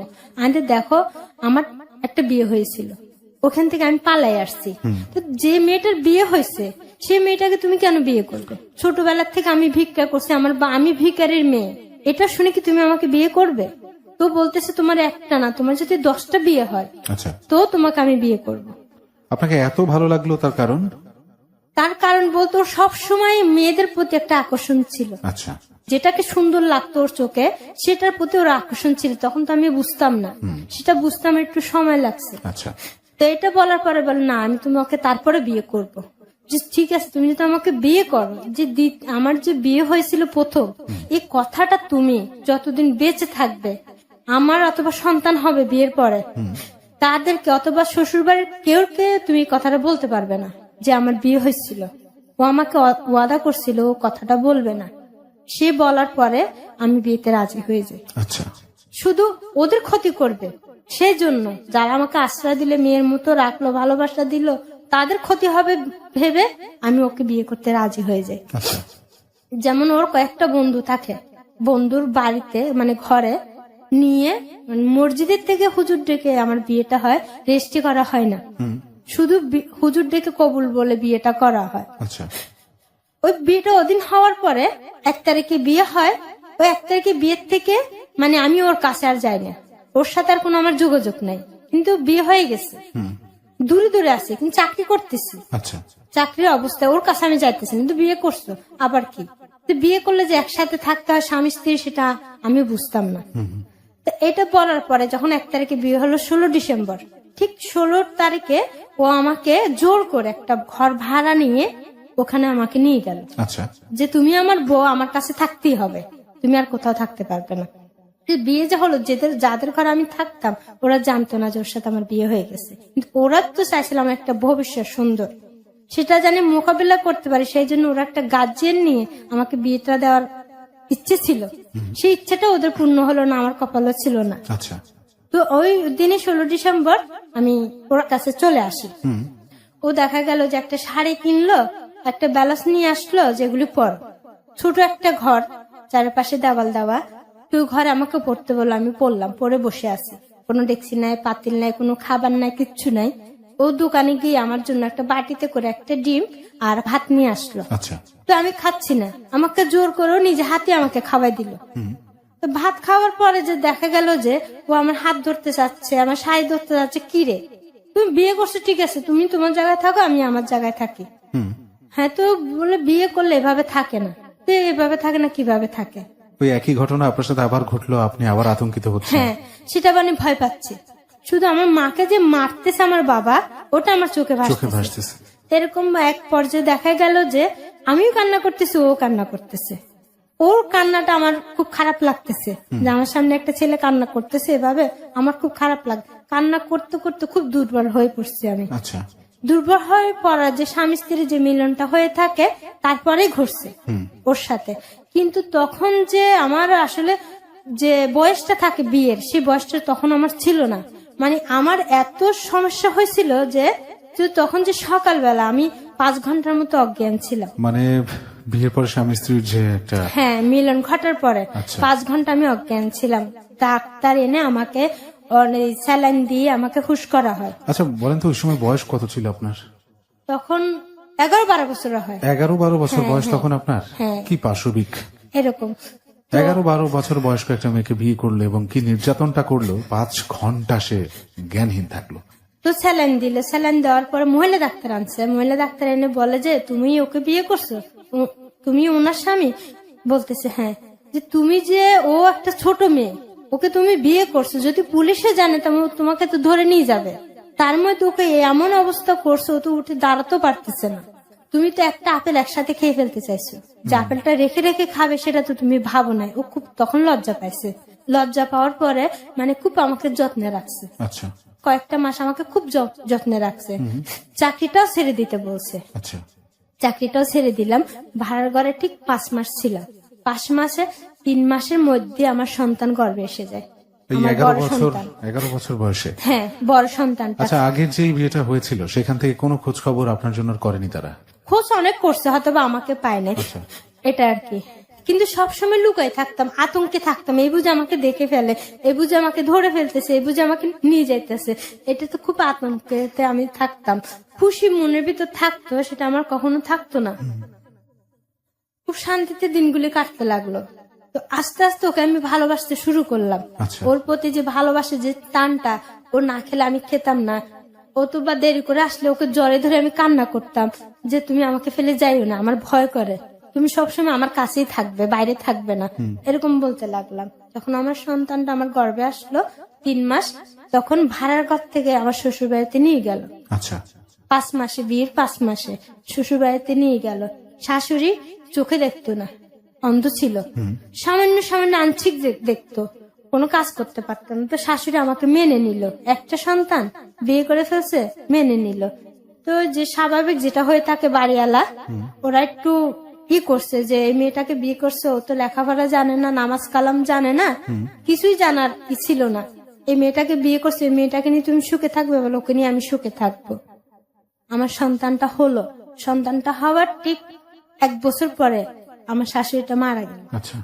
শাশুড়িটা আমাকে খুব ভালোবাসতো। শাশুড়ি কি বয়সের হ্যাঁ, কারণে? বয়স্ক ছিল। আচ্ছা ক্যান্সার হয়েছিল, ক্যান্সারের কারণে তাড়াতাড়ি মারা গেছে। আচ্ছা। আমাকে খুব ভালোবাসতো, ছেলের থেকেও বেশি আমাকে ভালোবাসতো। আমার শাশুড়ি মারা যায়, আমার দ্বিতীয় সন্তান আমার গর্ভে 2 মাস। আচ্ছা। আমার শাশুড়ি জানতো না। তো একে একে আমার ঘন ঘন 3টা সন্তান হয়ে গেছে। তো আমি ঘর থেকে এক পা কখনো বের হতাম না। আচ্ছা। ও যেটাই আনতো সেটাই খেতাম, অথবা কোনোদিন চাউলে আনতো না, রান্না করতাম না, উপাস থাকতাম। কিন্তু যে বাচ্চারা দুধ খেত, তখন আমার বুকটা ছিঁড়ে যেত, মানে চিনচিনে করে উঠতো। খালি পেটে বাচ্চাকে দুধ খাওয়াচ্ছি, আমার পেটে তো খানা নাই, বাচ্চাকে তো দুধ খাওয়াতেই হবে।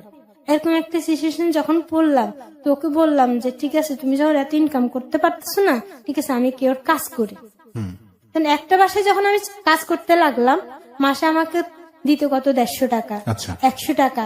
সকালের ধোয়া ফালা ধুতাম, বিকালের ধোয়া ফালা ধুতাম, 100 টাকা দিত, 150 টাকা দিত। ভাত থাকতো, তরকারি থাকতো, সেগুলি দিত। সেগুলি এনে স্বামীকে নিয়ে, সন্তানদেরকে নিয়ে খাওয়া শুরু করলাম। দেখি না, আর্থিক অবস্থা এমন দিকে যাচ্ছে যে আরো খারাপ দিকে যাচ্ছে। ওদের যেখানে ভাত লাগতো আমার আধা কেজি, ওখানে লাগতেছে 1 কেজি। আচ্ছা। হচ্ছে না। তখন দেখা যায় আমি নকশি ফুল করা শুরু করলাম, নকশি কাতার ডিজাইন করে করে ওগুলি নিজে কাপড় কিনে অথবা কেট থেকে খুঁজে নিয়ে আসলাম, যে আমাকে আমি ফুল আঁকতে জানি। তো ওদেরকে খেতা সিলাইতাম, ওরা খেতার থেকে আমাকে 200 টাকা দিত, না 300 টাকা দিত। এরকম করতে লাগলাম। এরকম করতে করতে আমার 4 নাম্বার সন্তানটা আমার গর্ভে। আচ্ছা। ঘন ঘন গর্ভ সন্তান জন্ম দেওয়ার কারণে আমার এমন অবস্থা হলো যে সন্তানটা যখন আমার আসছে গর্ভে, মানে আমার শরীর ফুলে গেছে, আচ্ছা, আমার পা আমার হাত ফুলে গেছে। আপনার 4 নম্বর সন্তান গর্ভে? হ্যাঁ, আমি হাঁটতে পারতেছি না, কোনো কাজ করতে পারতেছি না, এক গ্লাস পানি ঢেলে কিন্তু আমি খাইতে পারতেছি না। আপনার 3টি সন্তান যে আগের, হ্যাঁ। ওদের বয়সের পার্থক্য কত এক একজনের? এই 1.5 বছর 2 বছর আচ্ছা, এতটুকু পার্থক্য। এতটুকু সময় তো একটা মায়ের সেই শারীরিক মানে হ্যাঁ, গঠন থাকে না। বা শক্তিটা ফিরে আসে কথা না। আসলে তখন যে ওষুধ খেতে হয়, কোনো কিছু করতে হয়, এরকম কেউ আমাকে পরামর্শ দেয় না, আমি জানতামও না। আচ্ছা, সেই কারণে যখন আমার সন্তানটা গর্ভে এসে যায় তখন তো আমি কেউর বাসায় কাজও করতে পারতেছি না, কোনো কিছু করতে পারতেছি না, ঘরে থাকতে হতেছে। আমি বিছানায় শুতেও পারতেছি না, আমার পা ফুলে গেছে। 5টা মাস আমি চেয়ারে বসে বসে ঘুম গেছি। আচ্ছা, এই 5 মাস আমার স্বামীর থেকে আমি বিরত ছিলাম। তার ওই 3টা সন্তান যখন ছিল তখন ও এমন কোনো কাজ করতে বললে আমি কখনো না বলিনি, তুমি ভালো থাকলে আমি ভালো। যখন আমার সন্তানটা গর্ভে আসলো ওর থেকে আমি দূরে সরে গেছি।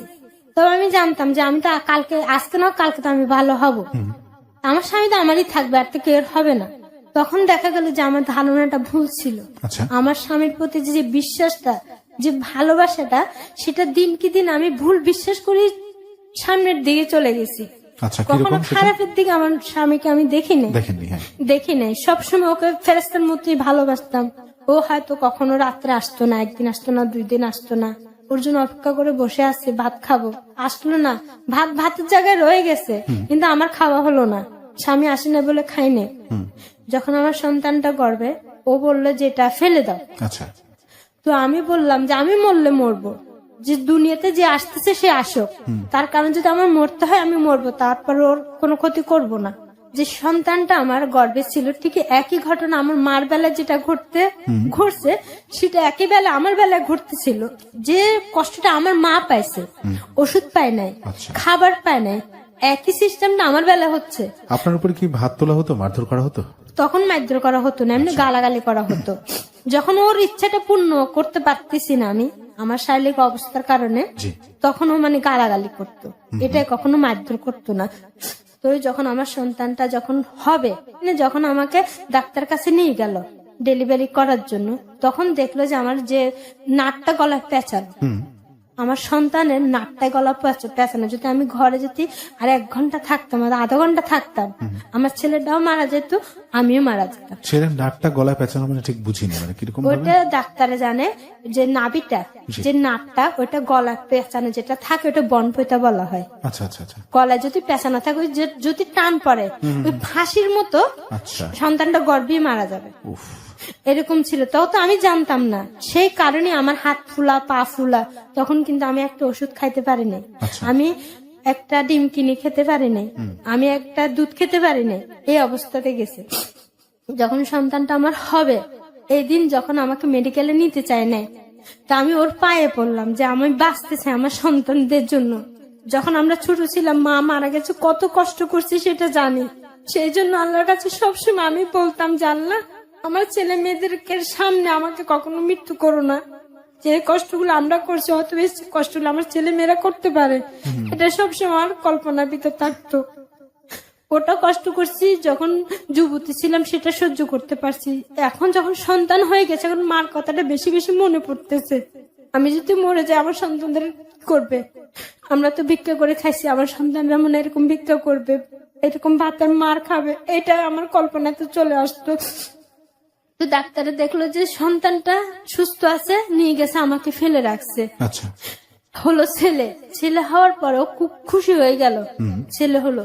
কিন্তু যখন ওই ছেলে হওয়ার আগে, যখন 5 মাস আমার কাছে আসতে পারেনি, তখন অন্য একটা মেয়ের সাথে ওর সম্পর্ক হলো। আচ্ছা, তখন আমি জানতাম না ওর যে সম্পর্কটা হলো, যে আপনার সাথে শারীরিক সম্পর্ক না হওয়াতে, হ্যাঁ এটা হলো। এরকম হতে হতে যখন আমার ছোট ছেলের বয়স 2 বছর হয়ে গেল, তখন আমি বুঝতে পারলাম যে অন্য একটা মেয়ের সাথে ওর সম্পর্ক হয়ে কিভাবে গেল। আপনি বুঝলেন? ওই যে আমি অসুস্থ ছিলাম, ও আমার কাছে আসে না। এখন তো আমি সুস্থ, এখন কেন আমার কাছে আসতেছে না? ওকে, আগের মতো তো আমাকে দেখতেছে না, ভালোবাসতেছে না। ছেলে মেয়েদের জন্য আগেও যে ঘরে আসলে কিছু না কিছু হাতে করে নিয়ে আসতো, এখন তো নিয়ে আসতেছে না। ও খালি হাতে আসতেছে, অথবা ছেলে মা বাবার কাছে গেলে লাথি মেরে ফেলে দিচ্ছে, আচ্ছা অথবা আমি গেলে আমাকে লাথি মারি ফেলে দিচ্ছে, তুই আমার কাছে কেন আসতেছে। অথবা মনে করতাম যে টাকা পয়সা নাই, অথবা এই কারণে কাজ পাচ্ছে না, এই কারণে এরকম করতেছে, এটা ভাবলাম। আমি আবার মানুষের বাসায় কাজ করা শুরু করলাম। আচ্ছা আমার ছেলের বয়স তখন 2 বছর, ছোটটা। ওগুলি স্কুলে পাঠাবার সময়টা আমি স্কুলে দিতে পারি নাই, কারণ যখন আমার হাত পা ফুলে গেছে তখন আমার মেয়েটা তখন ওই পানি এনে আমাকে খাওয়াইতো। ওই রান্না ঠিক আমার মার যে কাজটা আমি করছি সেই কাজটা আমার মেয়ে আমার জন্য করছে। আচ্ছা, প্রকৃতির কি নির্মম মানে ওই মেয়েটা আমার জন্য করছে। যখন 5 বছর বয়স আমার মেয়েটাকে স্কুলে দেওয়ার জন্য, ওর বয়সটা 10 হয়ে গেল, তারপর আমি স্কুলে দিতে পারি নাই। আচ্ছা আমার কাজটা করতে যখন ওর ভাই বোন ছোট ছোট, আমি মানুষের বাসায় কাজ করতে যাইতেছি, ভাই বোনদেরকে কে দেখবে, একা ঘর, শ্বশুর শাশুড়ি কেউ নাই, তখন ও দেখতো আমি মানুষের বাসায় কাজ করতে চাইতাম। এরকম করতে করতে দেখলাম যে না, হচ্ছে না। ওকে বললাম যে মানুষের বাসায় কাজ করতে হচ্ছে না, না আমি অন্য একটা চাকরি করি, আচ্ছা, তুমি অনুমতি দাও আমাকে। ও বলতেছে না, চাকরি করতে হবে না, মানে স্বামীর বেতনে পোষাতো না। হ্যাঁ চাকরি করতে হবে না, ঘরেই থাকো। আমাকে বললো যে ঠিক আছে আমি ঘরে থাকি। দেখলাম যে না, আমি চাকরি না করলে বাচ্চাদেরকে স্কুলে ভর্তি করাতে পারবো না, আমার চাকরিটা করতেই হবে। তো ওকে বললাম যে আমি তোমাকে ছাড়া আমি কোনো ছেলেকে আর ভালোবাসি না, আর এরকম দিকে তাকাবো না। যদি কখনো আমার খারাপ দেখো তাহলে আমাকে বলে দিও যে তুমি কাজটা করছো যে খারাপ, অথবা আঙ্গুল তুলে তোমাকে একজন একটা খারাপ বলবে, সে কাজটা আমি করব না। এটা বলে আমি চাকরিতে জয়েন করলাম। আচ্ছা, গার্মেন্টসে জয়েন করলেন? হ্যাঁ, গার্মেন্টসে জয়েন করলাম। আচ্ছা, এই যে ভয়াবহ জীবনের একটা গল্প সে আমাদের সামনে বলছে, এটার আরো কিছুটা অংশ বাকি আছে এবং সেই অংশগুলোতে আপনার জন্য অপেক্ষা করছে আরো ভয়ঙ্কর কিছু, এবং সেটা আপনার জন্য একটা লেসন, অবশ্যই একটা ইন্সপিরেশন হয়ে থাকবে আপনাদেরকে। যে দেখুন, এই পৃথিবী নির্মম বলি, কঠিন বলি, সবকিছু ঠিক আছে। আর আরেকটা ব্যাপার আমি বলি যে আপনি যখন এসেছেন এই পৃথিবীতে, আপনি কোনো এগ্রিমেন্ট পেপারে সাইন করে আসেননি যে আপনার সাথে শুধু আনন্দই ঘটবে বা আপনার সাথে শুধু কষ্টই ঘটবে।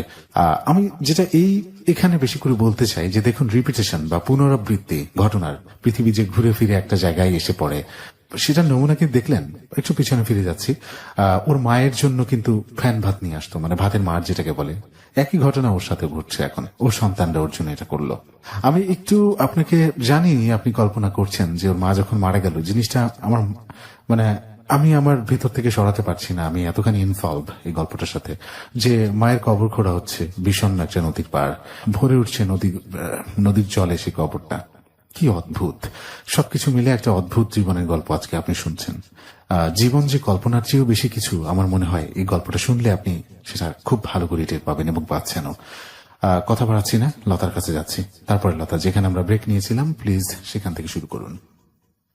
তুমি যদি আমার খারাপটা দেখো আমাকে বলে দিও, আর এরকম খারাপ কাজ আমি করব না, যেহেতু আমি তোমাকে ভালোবাসি। সেটা বলার পরে ও রাজি হয়ে গেল, ঠিক আছে চাকরি করো। তো আমি চাকরিতে জয়েন করলাম। 1 মাস আমি হেল্পারিতে চাকরি করলাম। আমি যে কাজটা একবার দেখতাম সেটা একবার দেখে শিখে ফেলতাম। তো যখন আমি হেল্পারের থেকে আমি মেশিনে বসে কাজটা করতেছি, তো সুপারভাইজার আমার পিছন থেকে এসে দেখতেছে আমি কাজটা কিভাবে করতেছি। উনি পিছন থেকে দেখে উনি চলে গেল। পরে আমাকে ডাকলো, জিজ্ঞাসা করলো তুমি কি করো, তোমার বেতন কত? তো আমি বললাম যে আমার বেতন 2000 টাকা, যে আমি ঢুকছি যে 1 মাস হলো। তুমি তো মেশিনের কাজ পারো, তা ঠিক আছে তোমাকে আমি অপারেটর বানাই দিই, তোমার বেতন 3000 টাকা হবে। আমাকে অপারেটর বানাই দিল 2 মাসে 3000 টাকা করে বেতন পাওয়া শুরু করলাম। তো 3000 টাকা নিয়ে ঘরে দিতাম স্বামীর হাতে। এই টাকাটা দিয়ে আমার খুব ভালোই চলতে লাগলো দিনগুলি। আচ্ছা, ছেলে মেয়েদেরকে কাপড় কিনে দিতে পারতেছি, যেটা চাচ্ছে সেটাই পূর্ণ করতেছি। বড় ছেলেটাকে স্কুলে ভর্তি করালাম, বড় মেয়েটাকে স্কুলে ভর্তি করালাম। 3-4টা বছর শুকে গেল। রান্না বান্না করে ছেলে মেয়েদের জন্য রেখে চাকরিতে আসতেছি, আবার বিকেলে যে রান্না বান্না করতেছি। কিন্তু আমার স্বামী কি করতেছে তা তো আমি দেখতেছি না, ও কোথায় যাচ্ছে কি করতেছে তা তো আমি দেখতেছি না। কিন্তু প্রতিদিন সকালবেলা আমার পিছনে আসতো, আবার ছুটি হলে আমার পিছে পিছে আবার চলে যেত, না আমার সাথে হাঁটতো না, শুধু দেখতো, ফলো করতো যে আমি কেউ সাথে কথা বলি কিনা। মেয়েদের সাথেও কথা বললে করতে খারাপ লাগতো, কোন মেয়েদের সাথে আমি কথা বলতে পারবো না। কিন্তু যখন একটা রাস্তা দিয়ে মানুষ হাঁটে তখন তো হাজার মানুষ হাঁটতে থাকে, তখন মেয়েদের সাথে কথা বললে অসুবিধা কি ছিল? ও মেয়েরা আমাকে কোনো ভুল পথে নিয়ে যাবে বা খারাপ কথা বলবে। আপনার প্রতি খুব যত্নশীল ছিলেন? হ্যাঁ, দেখা গেল যে এই সময়টার মধ্যে যে আমি ঘরে দেখলাম যে চাকরি করে আমি অনেক জিনিস কিনতেছি, জি। পুরা ঘর আমি সাজায় ফেলতেছি। তো ও দেখলাম যে দিন কি দিন একটা একটা জিনিসও বিক্রি করে ফেলতেছে। জিনিসগুলি কেন বিক্রি করতেছে সেগুলো আমার মাথার ভিতরে ঢুকতেছে না। তো দেখার পরে দেখা গেল যে ওই মেয়েটার জন্য শাড়ি, একটা 3 পিস, 2টা ব্লাউজ, 2টা পেটিকোট সেলাই করতে দিল। আচ্ছা। যে স্বামীর সংসার আমি 15-16টা বছর করে করলাম, 16টা বছরে আমি একটা 3 পিস পেলাম না। আচ্ছা। যে জকাতের শাড়িগুলি আমাকে দিতে হইতো, ওই জকাতের শাড়ি কেটে আমি ছেলে মেয়েদের জন্য জামা সেলাই করতাম, বেলেতি কেটে সুই দিয়ে সেলাই করে ছেলে মেয়েদেরকে পরাইতাম। তো সেই স্বামী কার জন্য সেলাই করতে দিছে, এই কথাটা যখন আমি শুনছি, তখন মনে হয় আসমানটা ভেঙে আমার মাথার উপরে পড়ছে। তখন আমার কান্দার শক্তিটা নাই, আমার পানিটা আমার চোখের থেকে নাই, শুকাই গেছে। তো ওকে আমি কিছু বলিনি। তখন করলাম যে ও কোথায় যায়, আমি কয়েকটা দিন গেপ করলাম, চাকরিতে যাব না। ও দুপুরবেলা ভাত খাইলো, আমার হাতে রান্না ভাত খেয়ে ঘর থেকে বের হলো, ও চাকরিতে যাবে, কিন্তু যাচ্ছে মেয়েটার কাছে। আমি ফলো করলাম। তো মেয়েটার ভাই যে ডিসিশনটা আমাকে দিছে, ঠিকানাটা দিছে, আমি ওখানে যেয়ে দেখি যে ওখানে ও থাকে না, ওর ভাই থাকে। যে তোমার বোন কোথায়, যে অমুক জায়গা থাকে, আমি অমুক জায়গা যাবো, আমাকে নিয়ে যাও। যে কেন, যে আমি তোমার বোনের বান্ধবী, আমি ওনার সাথে একটু কথা বলবো। বলে না, আমি কোনো মেয়েদের সাথে যাই না, তুমি যাও। কিন্তু আমি যাওয়ার আগে ওর কানে এসে কথাটা চলে গেল যে আমি ওকে খুঁজতেছি। আচ্ছা। আমি ঘরে আসার আগে আগে ও আবার চলে আসলো ঘরে। আসার পরে আমাকে ধরেই প্রথম শুরু হলো আমার স্বামীর হাতে প্রথম মার। ও যখন আমি রিক্সার থেকে নামতেছি, আমাকে ধরে পরে কিল মেরে বলতেছে কি তুই কোথায় গেছিস, কোন বেটার সাথে দেখা করতে গেছিস, তোর টাকার এত প্রয়োজন, তুই আমাকে বলতি। এই কথাটা যখন বলছে তখন ওকে বলার কোনো ভাষা নেই। ও এমনি গালাগালি করতো, কিন্তু এইভাবে কখনো গালাগালি আমাকে করে নাই, মারধরও করে নাই। তো অপমান সহ্য করতে না পেরে আমি ঘরে যে নিজের মাথাতে নিজে ইটা দিয়ে বাড়ি মারি। আমি অজ্ঞান হয়ে পড়ে যাই। এত জোরে নিজের মাথায় মারলেন? হ্যাঁ, নিজের মাথায় মেরে অজ্ঞান হয়ে পড়ে যাই। ছেলে মেয়েরা আমার জন্য কান্না করতেছে, হয়তো মা মরেই গেছে। আচ্ছা। আর ঘর থেকে আর একটা মানুষ এসে ওকে একটা থাপ্পড় মারে। থাপ্পড় মারি বলে যে প্রায় আমি শুনতেছি যে তুমি ঘরে টাকা পয়সা দিতেছো না, অন্য জায়গায় টাকা পয়সা খরচ করতেছো, ঘরে আসতেছো না। হ্যাঁ, ও সারাদিন চাকরি করতেছে, আর এসে ঘরের মধ্যে আবার একটা 10টা বাজে এসে আমার রান্না করতে হইতেছে। তো যে সারাদিন চাকরি করে এসে 10টা বাজে রান্না করলে আমি কখন ঘুম যাবো, আবার সকালবেলা কিভাবে উঠবো, সকালবেলা আবার ছেলে মেয়ের জন্য রান্না করতে হবে, ওদের জন্য রান্না করে চুলোর উপর রেখে চলে যেতে হতো। কিন্তু আমার জাস্ট টাইমে চাকরিতে যেতে হবে। যে 4 বছরে কখনো আমি অ্যাবসেন্ট করিনি, ঠিক সময় চাকরিতে জয়েন করতাম, প্রতি শুক্রবার আমি যেতাম। সেই কারণে আমাকে প্রতি বছর অ্যাবসেন্ট না করার জন্য আমাকে কিছু টাকা দিত, খুশি করানো হতো। একটা উপহারের জিনিস পাওয়া তো খুব খুশির কথা, খুব খুশি হতাম আমি ওই টাকাটা পেয়ে। ওই জিনিস দিয়ে ছেলে মেয়েদের জন্য যা খেতে চাইতো, ফল ফ্রুট, এগুলো আমি কিনে নিয়ে যেতাম। কিন্তু ও মনে করতো যে এগুলো আমাকে অন্য লোকে কিনে দিচ্ছে। তো আপনি ক্লিয়ার করেননি কেন, আপনি বলতেন না কেন? সেটা বললো বিশ্বাস করতো না, কেননা আমি ওর ভুলটা ধরে ফেলছি, তো সেই কারণে। আচ্ছা, যেটা আপনার উপর চাপানোর একটা চেষ্টা চলছে। তো আমি বলতেছি যে আমার কাছ থেকে তুমি কি পাও না, তোমার জন্যই তো আমি চাকরিতে করতেছি। আমার ঘরে একটা লেপটিন ছিল না, আমার ঘরে কারেন্ট ছিল না, ছেলে মেয়েরা অন্ধকারে বসে থাকতো, ছনের ঘর ছিল, কোনো টোন ছিল না। আমি চাকরি করে টয়লেট দিলাম, ঘরে কারেন্ট আনলাম, চাকরি করে চারপাশে টোন দিয়ে ঘর বানালাম। আচ্ছা, এগুলো তো আমার স্বামীর জন্য, আমার ছেলে মেয়ের জন্যই তো করলাম না। আমি সঞ্চয়টা করতে পারিনি, সব টাকা এভাবে খরচ করলাম।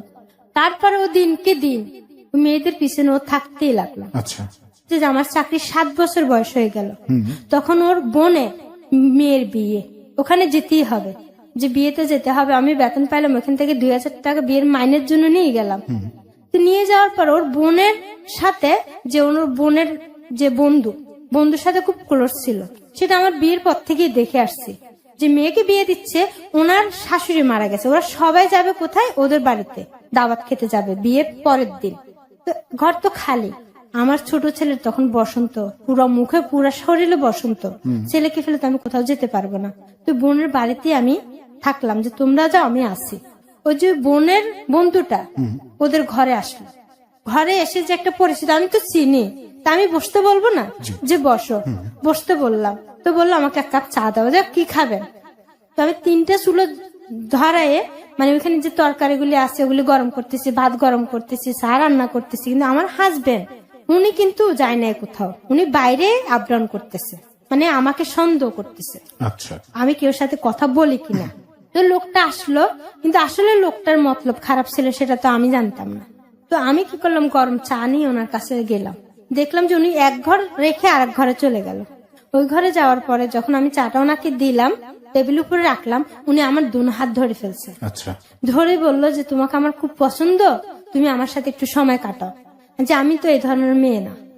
তো আমি যে স্বামীকে ভালোবাসি, এতটা ভালোবাসি, সেটা তো সামান্য ভুলের কারণে সেটা নষ্ট হয়ে যাবে, সেটা আমি নষ্ট করতে চাই না, আমি তোমার কাছে মাপ চাই। আচ্ছা, ওনার হাতটা কিন্তু আমার হাতের উপরে, আমার হাত ধরে রাখছে, আমি ওনার কাছে মাপ চাচ্ছি, কিন্তু এটা আমার স্বামী শুনে নেয়। আচ্ছা, কিন্তু উনি যে কথাগুলি বলছে সেগুলি শুনে ফেলছে, বলার কারণে সাথে সাথে দুজনে মারপিট শুরু করে দিল। আচ্ছা, যে তুমি আমার বউকে তুমি নষ্ট করে ফেলছো, মানে ওর কথা মানে এমন এমন খারাপ বলতেছে যে তুমি এতদিন পরে তোকে ধরলাম, আমি তো এতদিন করছো তাহলে আমি ধরতে পারিনি হাতে, আজকে হাতে নাতে ধরলাম তোকে, তুই এই কাজ করে হয়তো তুই টাকা ইনকাম করস, নতুন নতুন কাপড় কিনস, ঘরের টোন দেস, কথা বলে শুরু করলো। ওই লোকটা বললো যে ভাই আমার ভুল হয়ে গেছে। উনি আমার স্বামীর পা ধরে মাপ চাইতে লাগলো যে ওর কোনো দোষ না, আসলে দোষটা আমার, ভুলটা আমার, তুমি ওকে মাপ করে দাও। আসলে ও সত্যি একটা ভালো মেয়ে, ও বিশ্বাস করতে লাগলো না। ও বললো যে তুই ওকে নষ্ট করছিস, ওর কারণে আমাকে 50,000 টাকা দিতেই হবে। কি অদ্ভুত পলিসি। তখন যে আমার মার কথাটা আরো বেশি বেশি আমার মনে পড়তে লাগলো, যে ভয়টা সারা জীবন তারাইছে আপনাকে। তখন মানে আমি লজ্জায় মানে কাউকে মুখ দেখাতে পারতেছি না, কি আমার মুখটা কি আমি পুড়ে ফেলবো, মানে দেখাবার কোনো ভাষা নাই আমার। ওর সামনে আমি দাঁড়াতে পারতেছি না, ওকে আমি কি জবাব দিব, কেন ও তো আমার হাত ধরতে দেখছে, কিন্তু ও যে অভিযোগটা করতেছে কিন্তু এগুলিতে কিছু আমার সাথে ঘটে নাই। ও লোকটা পায়ে পর্যন্ত পড়লো ওর, যে আমাকে মাফ করে দাও ভাই, আমার ভুল হয়ে গেছে, কিন্তু ও মাফ শুনবে না, ওকে টাকা দিতেই হবে। কিন্তু তখন আমার ওই মেয়ে দুইটা ওই দাওয়াতে চলে গেছে, আমার ছেলে তো ঘরে অসুস্থ পড়ে আছে, ওর সারা গায়ে বসন্তর দাগ, ও কান্না করতেছে, মানে আমার কান্না দেখে যে আম্মু কান্না করতেছে কেন, ও তো কিছু বুঝে না, ছোট। তো আমি বলতেছি যে দেখো যখন ভুল করেই ফেলছে তুমি মাফ করে দাও। ও বলতেছে তুই ওর হয়ে আবার কথা বলতেছিস, আচ্ছা, ওর সাথে রিলেশন তোর কতদিন ধরে, তুই বল আমাকে। যে ওর বোন চলে আসলো দাওয়াতের থেকে, আর থাকলো না, আমাকে জিজ্ঞাসা করলো যে এরকম আমি চা দিতে গেছি, আমার হাত দুটা ধরে বললো এরকম এরকম। তো ওরা বিচারে বললো যে তুমি কি চাও, আচ্ছা, আমার হাজবেন্ডকে বললো। তো ও বলতেছে যে আমি চাই ও আমাকে 50,000 টাকা দিবে, নাইলে ওকে বিয়ে করতে হবে, আমার থেকে এখন তালাকনামা নিয়ে ওকে বিয়ে করতে হবে।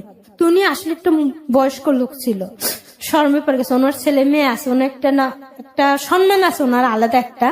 শেষ পর্যন্ত বিচারের মধ্যে মানে ঘরে যেটা বসে বলে যে 5,000 টাকা নিল। তো 5,000 টাকা নিয়ে আমার বড় ছেলে শুনে না এই কথাটা, মানে সবাইকে বলা হয়েছে যে বড় ছেলেকে, বড় মেয়েকে, ছোট মেয়েকে এটা না বলার জন্য, এটা যেন কখনো প্রকাশ করা না হয়।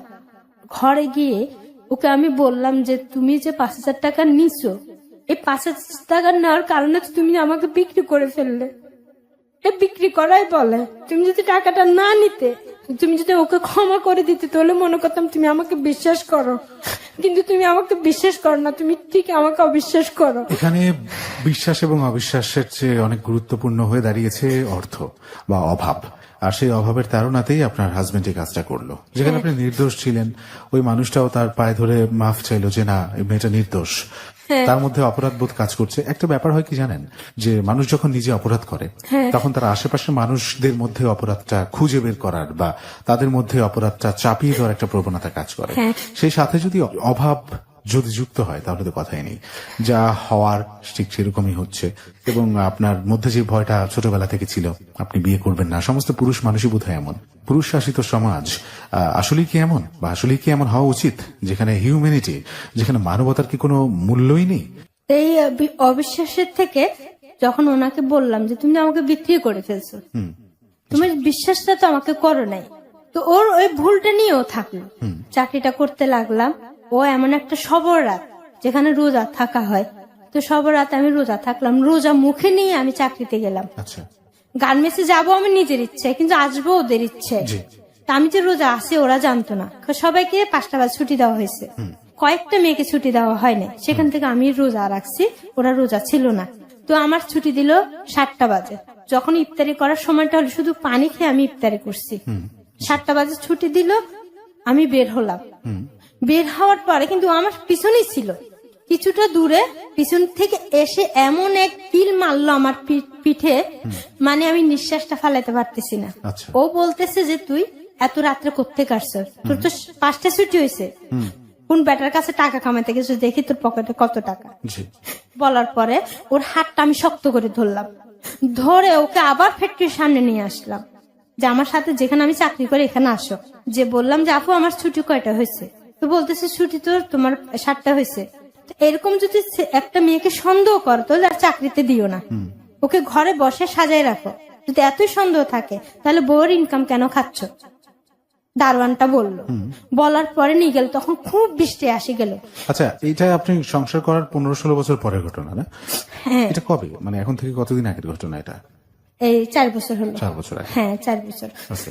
তো এটা বলার পরে মানে আমি বৃষ্টিতে ভিজে ভিজে ঘরে আসলাম, যেহেতু রোজা রাখলাম, পানি খেয়ে ইফতারি করলাম, ঘরে এসেও ভাত রাগ করে ভাত খাইলাম না। চাকরিতে তারপরের দিন আবার চলে গেলাম। ঈদের পরে শুক্রবার ছিল, মেয়েকে নিয়ে আমি সমুদ্র পাড়ে গেলাম। আমার হাতে একটা কোকের বোতল ছিল। সন্ধ্যা হয়ে গেছে, 5টার দিকে আসতেছি, আসার পথে একটা লোক আমি চিনি না আমাকে বললো আমাকে একটু পানি দাও, কিন্তু এটা ছিল ছোট একটা কোকের বোতল। আচ্ছা। তো আমিও পানি খুঁজতেছি, আমি কোকের বোতল মনে করে কি দিব না, আমি ওনার হাতে দিয়ে দিলাম। আমার ছোট মেয়েটা আমার সাথে ছিল, উনি মনে করলো আমি চাকরি করে হয়তো আমার পরিচিত লোক। মেয়েটা সালাম করলো, যখন সালাম করলো কিন্তু আমার হাজবেন্ড আমার পিছনে আছে, আমি জানতাম ও আমাকে ফলো করতেছে। আচ্ছা। ও দেখে যখন সালাম করছে, এসে আমাকে আবার ওই এতগুলি মানুষের সামনে মারধর করতে লাগলো। একটা বেটা ছাড়ি, আর একটা বেটার কাছে যাস, আর একটা ছাড়ি, আর একটা, কয়টা ব্যবসা তুই করস, কয়টা ছেলের সাথে তুই রিলেশন করে তুই টাকা রোজগার করস। আমার কথা হলো যে আমি রক্ত পানি করে যে চাকরিটা করতেছি, বেতনটা আনতেছি, আমি একটা তো হারামি টাকা আমার ছেলে মেয়েদেরকে আমি খাওয়াই নাই, সব তো আমার কষ্টের টাকা। বলতে কি তোমরা নিয়ে যাও, আমি রাখবো না। এই ব্যাটার সাথে অনেকদিন ধরে রিলেশন আছে, কিন্তু ওই ভাইটাকে বাঁচানোর জন্য আমি ওখানে বসে কান্না করতেছি, চারিপাশে সবাই আমাকে গোলায় ধরছে, ধরে ওদের কাছে হাত জোর করে বলতেছি যে ভাই ওনার সাথে আমার কোনো যোগাযোগ নাই, উনি শুধু পানি খুঁজছে, পানিটা দিচ্ছে। আমার অপরাধ যে আমি ওকে পানি দিচ্ছি, আমার মেয়েটা সালাম করছে, এটাই আমার দোষ। আহাদে ভাই আহাদে, ওর কোনো দোষ নাই। ওরা বললো চলে যাও। এই পুরা রাস্তাটা তবে 1 মাইল হবে, রাস্তাটা আমার মেয়ের সামনে সবাইকে বলতে, মানে কি যেরকম মাইকে অ্যালোস করে করে বলা হয়, যেরকম তো মুখে বলতেছে মাইরেও করতেছে, একটা থাপ্পড় মারতেছে যে আমার কানে শুনতেছি না, আমার কান বড় হয়ে যাচ্ছে। ঘরে আনার পরে তখন তো আমার ছেলের বয়স 19 চলতেছে, বড়টার, মেয়ে বড় ছেলেও বড়। ওদের সামনে আমাকে বলতেছে যে মানে ওকে দিয়ে আমার হবে না, আমার 4-5টা বেটা লাগবে। এইভাবে কথা যদি এত বড় বড় ছেলেদের সামনে শোনা যায়, তাহলে একটা মা বেঁচে থাকতে পারে? মায়ের মর্যাদা বলে কিছু থাকে না। তখন আমি ছেলের সামনে আমি চোখ তুলে তাকাইতে পারতেছি না, আমি কম্বল মুড়া দিয়ে শুয়ে আছি। আমি ওর অভিমানে আমি কি করলাম, 10টা ঘুমের ওষুধ খেয়ে ফেললাম। আচ্ছা। মো মারধর করে ওখান থেকে চলে গেল, ও বাসায় নেই। আপনি 10টা ঘুমের ওষুধ খেয়ে ফেললেন? খেয়ে ফেললাম। আচ্ছা। খাওয়ার পরে কিন্তু আমার ছেলেও জানতো না, মেয়েও জানতো না। ঘুমের ওষুধ কি আপনার সাথে ছিল? আমার সাথে ছিল, মানে আমি তখন অসুস্থ, খুব অসুস্থ, ডাক্তার কাছে যখন যেতাম আমাকে দিত, ঘুমের ওষুধ দেওয়া হতো? হ্যাঁ দিত। তো আমি না খেয়ে জমা করে রাখতাম, ওটা ঘুম গেলে না সকালে উঠতে আমার দেরি হয়ে যেত, চাকরিতে যেতে আমার সমস্যা হতো, সেই জন্য তো ঘুমের ওষুধগুলি খেয়ে ফেললাম। মশার কয়েল খেয়ে আমি, মশার কয়েলও খেলেন? হ্যাঁ 2টা মশার কয়েল খেয়ে ফেললাম। 4 দিন অজ্ঞান ছিলাম, যে আমি টয়লেটে যাচ্ছি, আমি ভাত খাচ্ছি, ঘুম যাচ্ছি, কোনো হুঁশই ছিল না। পরিবারের অন্যরা, ছেলেমেয়েরা বুঝতে পারতো না? না, কেউ বুঝতে পারে নাই। 4 দিন পর যখন আমার জ্ঞান ফিরলো, তখন বললাম তোর বাবা কোথায়? বলতেছে বাবা তো 4 দিন ধরে ঘরে নাই। কি 4 দিন ধরে ঘরে নাই? আমি আমার স্বামীর জন্য কান্নাকাটি করতে লাগলাম। দেখলাম যে না, ও আসতেছে না, ও চলে গেছে, তো আসবে না। আমার মানকে আমার অন্য ছেলেদের সাথে আমার সম্পর্ক আছে, সেই জন্য ও আসবে না, ওকে আমি ডিফিউজ করতাম। আচ্ছা। যার জন্য আমি এত কষ্ট করলাম, মানুষের বাসায় কাজ করলাম, খেতা সিলাইলাম, গার্মেন্টসে 10 বছর চাকরি করলাম, তাকে আমি ডিফিউজ দিব না? ডিফিউজ আমি দিব না, আমি এভাবেই থাকবো, যত মারে যত কিছু করে আমি এভাবেই থাকবো, আমি কোথাও যাব না। কেন আমি যদি চলে যাই, যে জীবনটা আমাকে নিয়ে টানাটানি হয়েছে, তার থেকে বড় টানাটানি হবে আমার 2টা মেয়ে নিয়ে। ওদের জন্য একটা ভালো প্রস্তাব আসবে না, ভালো একটা বিয়ে হবে না, কথাটা সবসময় আমার মাথার ভিতর থাকতো। যে মাকে নিয়ে যে কষ্ট করছি, সন্তানদেরকে নিয়ে সে কষ্টটা আমি করতেছি। এখন বর্তমানে আমার হাজবেন্ড ঘরে নাই যে 1 বছর 2 মাস। এই 1 বছরের মধ্যে ও আমাকে না মারলে 100 বার এসে মারছে। আচ্ছা, মাঝে মাঝে আসে? হ্যাঁ, মাঝে মাসে 2 বার আসে, 3 বার আসে, এসে কি মারধর করে চলে যায়। আপনার সংসারের খরচ দেয় না, একটা টাকাও দেয় না। সংসার কি আপনার চাকরিতেই চলছে? আমার বড় ছেলে চাকরি করতেছে, আচ্ছা, ও 5,000 টাকা পাইতেছে। বড় মেয়েটাও চাকরিতে ঢুকাই দিছি, ও 6,000 টাকা পাইতেছে। এই টাকাটা দিয়ে আমার সংসারটা চলতেছে। এবং যখন ঘর থেকে বের হয় 60-70 হাজার টাকা আমার দেনা থাকে। আচ্ছা, কি আমি দেনা দিব নাকি আমি ঘরে খাবো? ইলেকট্রিক বিল ও বাজায় ফেলায় 30,000 টাকা, নাকি এগুলি দিব? আমি কোনটা করব? কিন্তু ও কিন্তু আমাকে সন্দেহ করতেই লাগলো। আমি ঘর থেকে কোথায় যাই কোথায় না যাই এটা ফলো করতে লাগলো। এই 5 মাস আগে এসে আমাকে এমন মারধর করে, এমন এমন খারাপ কথা বলে যে, তোর মাকে বিয়ে করছি, তোকে তালাক দিয়ে ফেলছি, তুই ঘরে কেন আসছিস, তুই চলে যা। তুই যেখানে আমার মার জন্য আমি এত কষ্ট করছি, সেই মাকে যদি ও বলে বিয়ে করছো, মা আমার মার সাথে ও থাকে। এই কথাটা আসলে শুনলে আমি সহ্য করতে নোংরা পারি না। মানে নোংরা মানসিকতার কত মানে রূপ হচ্ছে। এই 5 মাস হলো আমার হাতে কাটা দাগও আছে। আচ্ছা, ছুরি দিয়ে আমার হাত না আমি নিজে কাটি ফেলি মরার জন্য, কিন্তু আমার মৃত্যুটা হয় না। 2 ঘন্টা 3 ঘন্টা অজ্ঞান থাকি। আমার ছেলেরা ডাক্তার এনে আমার হাত ব্যান্ডেজ করে আমাকে হুশ করে। ছেলে মেয়েরা কান্না করতেছে, তুমি তো হাত কাটি ফেলছো, তার আগে মশার কল খাইছো, ঘুমের ওষুধ খাইছো, তুমি মরে গেলে আমাদেরকে কে দেখবে? কে থাকবে আমাদের পাশে? তুই আমার মার কথাটা আমি ভাবলাম যে হয়তো ওরা বড় হয়েছে, ওদের তো পায়ে দাঁড়ানোর সময়টা আসে না এখনো। আমার মা হিসেবে যে কর্তব্যটা করার সেটা আমি করতে পারতেছি না। একবার করে 5 বার বিচার বসছে পুরো বাড়ির মানুষ নিয়ে, অথবা মহিলা কমিশনকে নিয়েও বিচার বসছে। ও কোনো বিচার মানবে না। ও দিন কি দিন এসে আমাকে মারধর করতেই আছে। এখানে আসার ঠিক 2 দিন আগে এসে ঘরে আমাকে মারধর করে গেছে। আচ্ছা, তা মারধর করে কেন আপনাকে? অকারণে এসেই মারধর না, করে? আমি ডিভোর্স দেওয়ার জন্য। আচ্ছা, ডিভোর্স দিতে হবে? হ্যাঁ, আমাকে ডিভোর্স ও দিবে না, আপনি দিবেন? আমি দিব। আচ্ছা। ওর কথা হলো যে এটা কোন ধরনের কথা, এটা একটা যে অশিক্ষিত মানুষ সেও কখনো বলবে না। মানে আমি ডিভোর্স দিলে ওর ঘরে থাকতে পারবো, আর ও দিলে থাকতে পারবো না। তার মানে যদি আমি ডিভোর্স দিই, যে আমার যেটা ফরমান নাই কিন্তু পুড়ে ফেলছে, যে ডকুমেন্টটা করা হয় বিয়ের সময়, কাবিন নামাটা, আমার 50,000 টাকা কাবিন নামা থাকে, সেই কাবিন নামাটা তো দিতে পারবে না। সেই জন্য ও বলতেছে মানে আমি তালাক দেওয়ার জন্য। আচ্ছা, তা আমি তালাক দিলে তো আমি আর ওর ঘরে থাকতে পারবো না, Right. আমার মেয়েদেরকে তো আমি দেখতে পারবো না। মা ছাড়া বাপ ছাড়া মেয়েরা থাকতে পারে, কিন্তু মা ছাড়া মেয়েরা থাকতে পারে না। যদি ছোট হতো এর কাছে রেখে আমি থাকতাম। এখন এত সাবালক হয়ে গেছে মেয়েরা যে 1 ঘন্টার জন্য কাউকে বিশ্বাস করে মেয়েকে রাখা সম্ভব না। রাইট। তো এই পরিস্থিতি আমি কোথায় গিয়ে দাঁড়াবো? 2 জনে চাকরি করতেছে, সেটা আমি ওদেরকে প্রতিদিন আমি আলু ভর্তা দিয়ে ভাত খাওয়াইতেছি। এখন মাছ পড়ানো খুঁজতেছে, মুরগি পড়ানো খুঁজতেছে, খাওয়াইতে পারতেছি না। ওইখান থেকে কিছু টাকা যেখানে ঋণ পাইতো ওখানে দিতেছি আমি। একটু কষ্ট হইতেছে ওদের কাছে হাত পা ধরে, যে ভাই আমি এই মাসে দিতে পারতেছি না, সামনের মাসে দিব। ছেলে মেয়ের 2টাকে পড়াশোনা করাতে পারতেছি না। ছোট মেয়েটাকে পড়ার থেকে নামায় ফেলাইছি।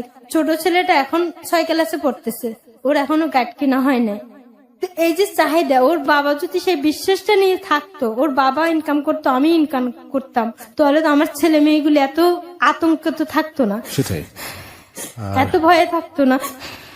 আমি যেটা বলতে চাই, ওর যেই জীবনের গল্পটা, সেটা ছোটবেলা থেকে যেটা দেখেছে ঠিক সেটার রিপিটেশন ওর লাইফে হয়েছে।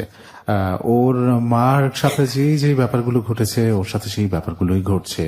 এবং এখানে একটা ব্যাপার একটু নোট করবেন প্রিয় শ্রোতা, যে অভাব তো অনেক গুরুত্বপূর্ণ ভূমিকা পালন করেই। আর তারপরে এই যে নারী আসক্তি, যেটা লতার স্বামী ফাইনালি যে কারণেই আজকে এই ব্যবহারগুলো করছে, যে ও হয়তো ডিভোর্স দিলে ও যে মেয়েটার সাথে ইনভলভ তাকে হয়তো বিয়ে করবে, হয়তো এই সংসারে এনে তুলবে। এটা কিন্তু আসলে খুব সিভিয়ার একটা ডিজিজ আমাদের সোসাইটিতে, যেটা হচ্ছে প্রতিনিয়ত। আর আমি একটু আগে বলেছিলাম যে পুরুষ শাসিত এই সমাজ, পুরুষ যেভাবে শাসন করছে এই সমাজকে, নারীকে, তার অর্ধাঙ্গিনীকে, সেটা কি আসলেই নিদারুণ নয়? এটা থেকে কি বের হয়ে আসার কোনো উপায় নেই? আবার ওই প্রশ্নটা রাখছি আমি যারা শুনছেন আপনাদের উপর।